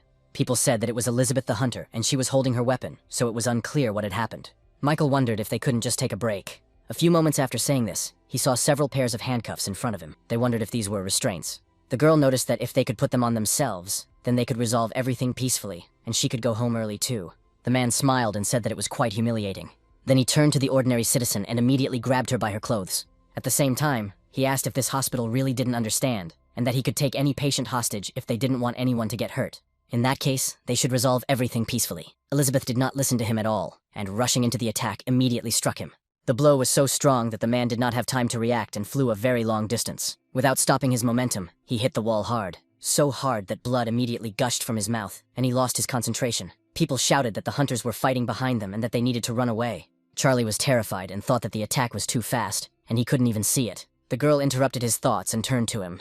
She then asked if he was really different from Michael, and if they should resolve this peacefully. His interlocutor did not answer, and only turned his head away. She looked at the man who had just been literally hit, and wondered if they were different. Were they really different, or were they not? She immediately remembered her conversation with the elf, whom she had asked why he had been chosen. The girl replied that the cosmic tree was infected with dark mana, and ordinary people could be poisoned by dark mana. But was it true that it did not affect him, and that the master of the Bloody Tower was the same? The guy was surprised to hear that he was the same as Michael. Sylvia continued, saying that it was all true, that he too had violated the international treaty on the use of skills that required dark mana. This was done to make the infected space tree bloom. They needed to use skills that depended on this dark power. The guy realized that, in other words, he was the same because he had recently used the power. Smiling slightly, he exhaled and said that he was the same as Michael. Therefore, he could say that this whole situation could not be resolved peacefully. He immediately began to take out his own weapon, and said that he needed this man. That's why he'll take it and leave no matter what. Elizabeth noticed his weapon, and thought that the ball looked quite familiar. George said it was Angelus's rapier, and it seemed that this guy was really serious, so the hero asked what he meant. The man noted that this ball had been passed down from generation to generation in a family of holy knights in Britain, and that it was the only holy ball in the whole world. It was of the same rank as the long sword of the Khaleesi dragon, specializing in cutting rather than stabbing blows, and the hero was surprised by its level. He must have noticed that everything was correct, but it was different from a long sword in that it had no attack power, but it regulated the level, also known as the Inquisitor of Heretics. It can nullify all skills and weapons that it considers kinetic. Elizabeth uses a magic sword, a witch's blade, so that's bad. And so, after a few moments, the opponent's weapons clashed in battle. The girl noticed that her weapon was beginning to lose, and therefore the fight was not going well. Jason saw that she had missed a blow and immediately began to worry. Elizabeth told him not to interfere because if he made more noise, he would disturb the peace in the hospital. After that, she immediately pushed her opponent's weapon away, and he was shocked. She then jumped up and prepared to strike him with her sword. Charlie noticed the rather swift attack and jumped back, then asked if she really wasn't going to use her skills just because they were in a hospital, and maybe she thinks she can win with her weapon like this. While the stranger was distracted by his conversations, he noticed that a weapon was already flying towards him. Fortunately for him, he managed to react and held his sword directly in front of him. But holding such a weapon was quite difficult for him, because it was heavy. That's why, under the girl's pressure, he had to retreat again. When he did so, he felt blood gushing from his nose. He realized that simply by blocking her attack, his internal organs had been damaged even before the swords clashed. The difference in their levels was colossal. It turned out that it was precisely this power of the 10th strongest hunter in the world that the girl asked if he wanted to resolve everything peacefully now. At that moment, Charlie, who had already started to panic, decided that since they were in the hospital, he didn't want to use his special skills unnecessarily. Suddenly, Michael addressed them and said that this hunter was just a scoundrel. Everyone immediately turned their attention to him and saw that the man was already conscious. He got up, and it was clear that a dark flower was growing out of his stomach. With a smile on his face, he said that this was the very hospital they so desperately wanted to protect. And he, in turn, would erase its entire existence and immediately planted the flower. Charlie immediately shouted for him to stop and not do that because it was a hospital. The man asked if he understood correctly that this man was going to place it in key locations in Tokyo. In that case, they should leave this flower in this hospital as well. The main character asked what Michael was talking about, and the guy persuaded him. George turned his attention forward and said that it was dark mana. The guy asked about it in surprise, and the ally said that the mana possessed by users of dark skills seemed to be something Michael also understood how to use. There is too much of this dark power, and if it continues, ordinary people in the hospital will be poisoned by it. The main character used giant spider silk and simultaneously activated the shadow movement skill. At the same time, he declared that the person who did all this was simply a scoundrel. At the same time, he tied him up and shouted for him to stop this whole situation right now. But Michael said that he could no longer do anything and that it was too late. The hero asked in surprise if he was telling the truth. Well, the flower that this man had planted was actually emitting large amounts of dark mana. The power spread quickly throughout the hospital, penetrating literally every corner. It was because of this power that even ordinary civilians suffered. The dark tree gradually spread its roots, and soon the hospital was completely saturated with this power. Very soon, a huge tree appeared, on which parts of the hospital were held. The doctor held the patient who was hanging and begging for help, but after a few moments he couldn't hold her, and her body immediately began to fall. The girl was very frightened at that moment and began to scream loudly, but fortunately the main character was able to use his threads to save her. A few moments later, he calmly laid her on the ground. He then asked if she was all right and asked her to follow him to evacuate. She smiled sweetly when she saw him and thanked him, and the hero thought that it was good that the patient could move on her own. But the situation that had occurred now looked very scary. So he looked down and saw that there were many patients there, some of whom were so badly injured that they could not move on their own. He looked further and saw that Elizabeth and George were taking care of others right now. The hospital was filled with a dark aura, and if this continued, it would infect them all. And if that happened, it would be very bad. In that case, they would be forced to restore the entire hospital with Sarah's ability. There were quite a few people under the rubble. Roger and his golem were rescuing a man, and he asked to lift a piece of the belt. It was excellent work, and they would soon be done. Soon, the main character appeared and immediately turned to his subordinate. The guy noticed him and said that it was the older one, but he was curious about what had really happened here. The little assistant threw a huge piece of debris aside at the same time. Jason came closer and asked if everything was under control here, and the guy noted that this branch was safe thanks to Lucy. The main character was surprised, because he didn't know that the girl would be right here. Soon, he came closer and noticed a huge amount of ice holding the hospital in place. So he touched the crystals and asked if it was really ice. The girl replied that he was right, and that it was an ice barrier. It helped prevent the destruction of the hospital ward, but it couldn't completely block the dark mana. A few moments later, his companion destroyed it so that the guy could enter. He and his subordinate began to walk and said that in any case, he was glad that they were safe. He said that the strange tree had destroyed most of the hospital, and that the spread of dark mana was making the situation even more dangerous. The fastest way to solve this problem was to rebuild the hospital, but it might be too early, as the girl thought. Whether she was ready for it, Sarah said she could do it. Because she had already recovered from the dungeon, and because of Jason, they shouldn't worry about the mana. So they soon arrived at the tree, and Roger noticed that it was bigger than he expected. So is this tree the reason? But where did it come from, and how did it get here? Jason noticed that Michael's robot had escaped, and then this tree appeared. Sarah realized that he knew her parents were here, but he did it anyway because he didn't care if they died. Lucy approached the trunk of this huge tree and began to examine it closely. The main character said that they should start rebuilding, and his ally agreed. Immediately after that, he gradually began to gather his strength and direct his mana directly to the girl. She, in turn, touched the tree and began to apply her power to it. And when she began to do so, the tree gradually began to move on its own. The main character, in turn, felt some pain and even groaned a little. But very soon, the roots of the trees began to gradually retreat in the other direction. Elizabeth and George were still near the civilians, watching what was happening. Very soon they saw that the roots, which had completely filled the entire hospital, began to retreat. Sarah continued to use her power, and so everything returned inside the tree. Dark magic also penetrated there in large quantities. Very soon, it spread, and the girl also fell under its influence. The hero saw this, and thought that the dark magic had just come out of the tree. His ally was in danger, and that was bad. Jason immediately stopped using his mana, and rushed towards Sarah to help her. At that moment, he also told the system to use the spider thread. But the dark mana did not stop and continued to touch his body, and did so quite freely. In order to get away from there as quickly as possible, the hero used Shadow Step. When Roger saw him, he asked if he was okay because mana was emanating from him. Jason said that everything was fine, but Sarah had lost consciousness, and it seemed that they had not managed to restore the tree. The guy told his subordinate that until more help arrived, they should start evacuating patients from the hospital. They had to move quickly, otherwise the dark mana would infect everyone. Roger picked up Sarah and told his subordinate that they should run. The main character turned to Lucy and asked what she thought about it and if she knew what kind of tree it was. She replied, based on notes left by her mother, that it came from another dimension, most likely the fruit of a corrupted cosmic tree. The purpose of the fruit is to retain the source of energy from another dimension and bring that very power into this world. Since the main part of the cosmic tree exists in another dimension, the spell did not work, and the girl thinks that the fruit acts as a barrier. Therefore, it must be placed at 3 or 4 key points in Tokyo. 10 minutes later, an incident occurred in front of the central hospital. Rescuers arrived at the scene and said that they should move quickly, because they needed to transfer emergency patients immediately. Hunters also arrived and used their magic to help. One of the guys asked if it was true about the wizard of the Midas Guild, telling him to hurry up and cleanse the dark mana. The hunter told him to cover his mouth because he was trying, but nothing was working. If he continued like this, he would simply waste his mana, and nothing would come of it. The elves said that the infected cosmic tree from another dimension was right in the center of Tokyo, and even seeing it with his own eyes, he couldn't believe it. Elizabeth noticed that she apologized and had already announced a search for Michael and Charlie. Simon remarked that who would have thought that the girl would let someone like Michael just run away like that? So was it all because of Charlie? If he is involved in this, wouldn't it be easier to confront Starfield and the Hunters Association? Ricardo remarked, referring to the Bloody Tower, the Japanese guild. They could use this as an excuse, so why were they asking them to solve a problem caused by a Japanese hunter? There's no need to worry about it because the man will catch Michael soon. Those present heard a strange noise, and someone asked what was causing the tremor, wondering if the hospital was about to collapse. One of the hunters shouted to the chairman that they now had a serious problem, and the man asked what had happened. The subordinate shouted that a second tree had just appeared in the Kita area. Jason immediately thought of Michael and realized that a second one had appeared. Indeed, in the very place the guy had mentioned recently, there was a tree. The news reported that 2 large mysterious trees had appeared in different places today.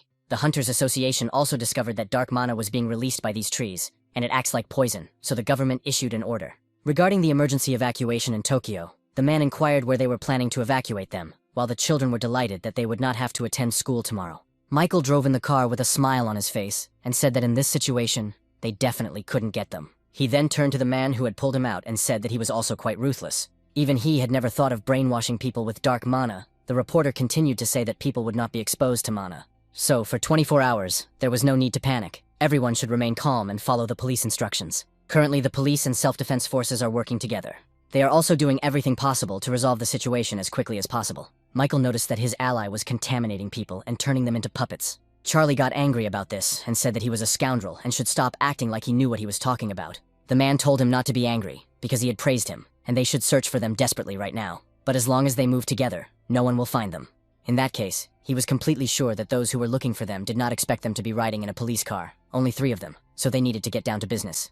At about the same time, a conversation took place in the chairman's office, and Georg noticed that he was being told that there was a chance about the 3 from the contaminated trees. It turns out that they will not appear around Tokyo to create some kind of barrier, Lucy said, at least according to her mother's records, and that is true. It seems that the infected trees also appeared during the Great Catastrophe, and they serve as a barrier and a gateway so that the infected monsters will flood into Tokyo. Ricardo wondered if they were really there during the Great Catastrophe. The main character was actually terrified when he heard this information. He remembered a moment from his childhood when that very root appeared. The boy asked his dad if everything would be okay, and his father said that everything was fine, to make sure he was sitting properly and to hold on tight. After that, he stepped on the gas and the car began to move quite quickly. The man realized that things were bad, and that this was what his friend had been talking about. But who in the world would use this in the city center? The tree continued to spread, and suddenly one of the roots headed straight for the car. The main character was very frightened and immediately shouted to his father. He doesn't even know why he remembered this now. Perhaps it also has some connection to his curse. So, what destroyed the car then? Probably it wasn't a monster, but an infected tree. If it was the same person as before, the guy would never forgive him. Georg said that as far as he could remember, a huge tree had definitely appeared in Tokyo at that time, but he had been so busy escaping from the dungeon that he hadn't had time to pay attention to it. So there was a barrier then too. Lucy said that according to her mother's records, a barrier made of infected trees would function as a gateway to another dimension. It would also open up a subspace. Elizabeth asked what she was talking about, and Ricardo pointed out that there was no need to set up a barrier just for a subscription contract. Why not use the contaminated trees of another dimension? It can't be to open up space for the dark spirit, can it? Elizabeth said that to open it, it was necessary to create a barrier from contaminated trees, or at least that's what she had heard. The subspace would require dark mana, from which a dark aura emanated, and one infected tree would not be enough. Lucy said that it probably wouldn't open now, but in the worst-case scenario, a door to a contaminated dimension could also open. The hero thought that if they were talking about subspaces, then they could also be talking about infinite ones. Why hadn't he thought of this before? If he could use it well, he could also solve the problem of storing inventory. Wouldn't it be possible to create infinite golems? He couldn't just let this chance slip away. so despite everything, he would definitely catch whoever was behind it and get what he wanted. Simon asked why they weren't telling the true story. They talked about a dimensional key, or whatever it was called. But in reality, it doesn't exist, and he has never seen anything like it before. The hero took it out and asked if he was talking about this thing. The man immediately looked at him and was simply stunned by this. At the same time, he asked if it was really the same key he was talking about. Lucy noticed that this memory of her mother was now combined with another part that the hunter Jason had acquired in the snowy mountains of the Golem. The man asked if it really existed, but it turned out that these two items could not do anything. The girl said that according to her mother's record of the Great Catastrophe in England, a contaminated dimensional door had opened, and she did not think it was a coincidence that the two objects had appeared at the same time. It is likely that someone brought the infected trees from another dimension, and that they may also be attached to other parts. Georg said that, as the girl noted, the worst-case scenario is that the dimensional door could indeed open, and then it would no longer be a problem only for Tokyo. He immediately contacted the International Hunters Association and the American Hunters Association for cooperation, but Ricardo said they didn't have it. After all, part of it was also in his guild, and an hour had already passed. The hero and the others went to the vault, and he thought how huge the door was, like the entrance to a dungeon. Simon noted that he knew this master was obsessed with dungeons, but let him just think that he even had a dimensional piece. Jason asked how he managed to get it in the first place. His interlocutor stated that since this man was saying nothing, it meant that he had obtained it through some backroom deal, and that it could also be a fake. Igrai paid attention to his system and realized that it was definitely not a fake. Even in his inventory, the dimensional parts resonated strongly. Finally, the owner of this repository opened the door because he wanted to show the main character that very part. Those present began to go inside and saw the wall on which the part was located. Simon noticed that the storage room was so large, but could it be that only this piece was here? The hero noticed that only Ricardo and he would be leaving from here. His companion was very surprised when he heard this, and then asked what the hell he was doing. Lucy said that combining the two pieces was quite dangerous, and who knows what would happen when they tried to combine the three pieces into one. Ricardo noted that they were right, only he and Jason would go inside, as it was his guild, so they should follow his orders. Simon said that he had already seen it for himself, so he wasn't interested in anything else. If some strange dimension opened up, they would do it. And if anything happened, he would kill them. That's why, before they left, he urged them to remember carefully what he had told them. The hero pointed out to Master Ricardo that his part was called number 4. He then asked if he could tell him where he got it, and the man told him to stop talking nonsense and do what he had to do. Then he used a barrier and said that as soon as he united them, he would immediately fall into his barrier. Jason told him not to worry. He thought he had a Dutch spider and the ability to move in the shadows, and he hadn't even taken it out of his inventory yet. When he tried to touch that part, it began to resonate strongly. Naturally, the main character saw this and immediately became alert because he understood that this did not bode well for him. A few moments later, something happened, and a large funnel formed. The force that caused this knocked down the door at the entrance to the vault. Elizabeth noticed that something strange seemed to have happened inside. Ricardo was stunned when he saw the dent and the strange space and tried to reach out to the hero. Suddenly, he heard the guy exhale and say that he thought he was going to die, and was also surprised when he realized what kind of ability he had. A few moments later, he noticed the guy's voice and saw where he was, so it was definitely instantaneous movement. Jason didn't think it would just jump out of his inventory and merge. He would have died if he didn't have the skill to move in the shadows. It was impressive firepower, and he needed to be careful when he was going to combine the fourth part. The man wondered what was wrong with this guy. It turned out that he had just used the highest level of stealth and movement skill. But what was he anyway, so he turned to him. The hero noticed that the master was not surprised in such a strange voice. But at that moment, his interlocutor grabbed him by the throat. Then he dragged him to the wall and hit him quite hard because he saw some kind of threat in this person because of his abilities. Jason wondered what had suddenly happened to him, since he was doing this because he did not expect to be attacked right now. The man took advantage of his weakness and shouted that he couldn't use dark skills without dark mana. But he had just used the skill of moving in the shadows, so let him give him an explanation right now. The hero wondered how he could explain it at all.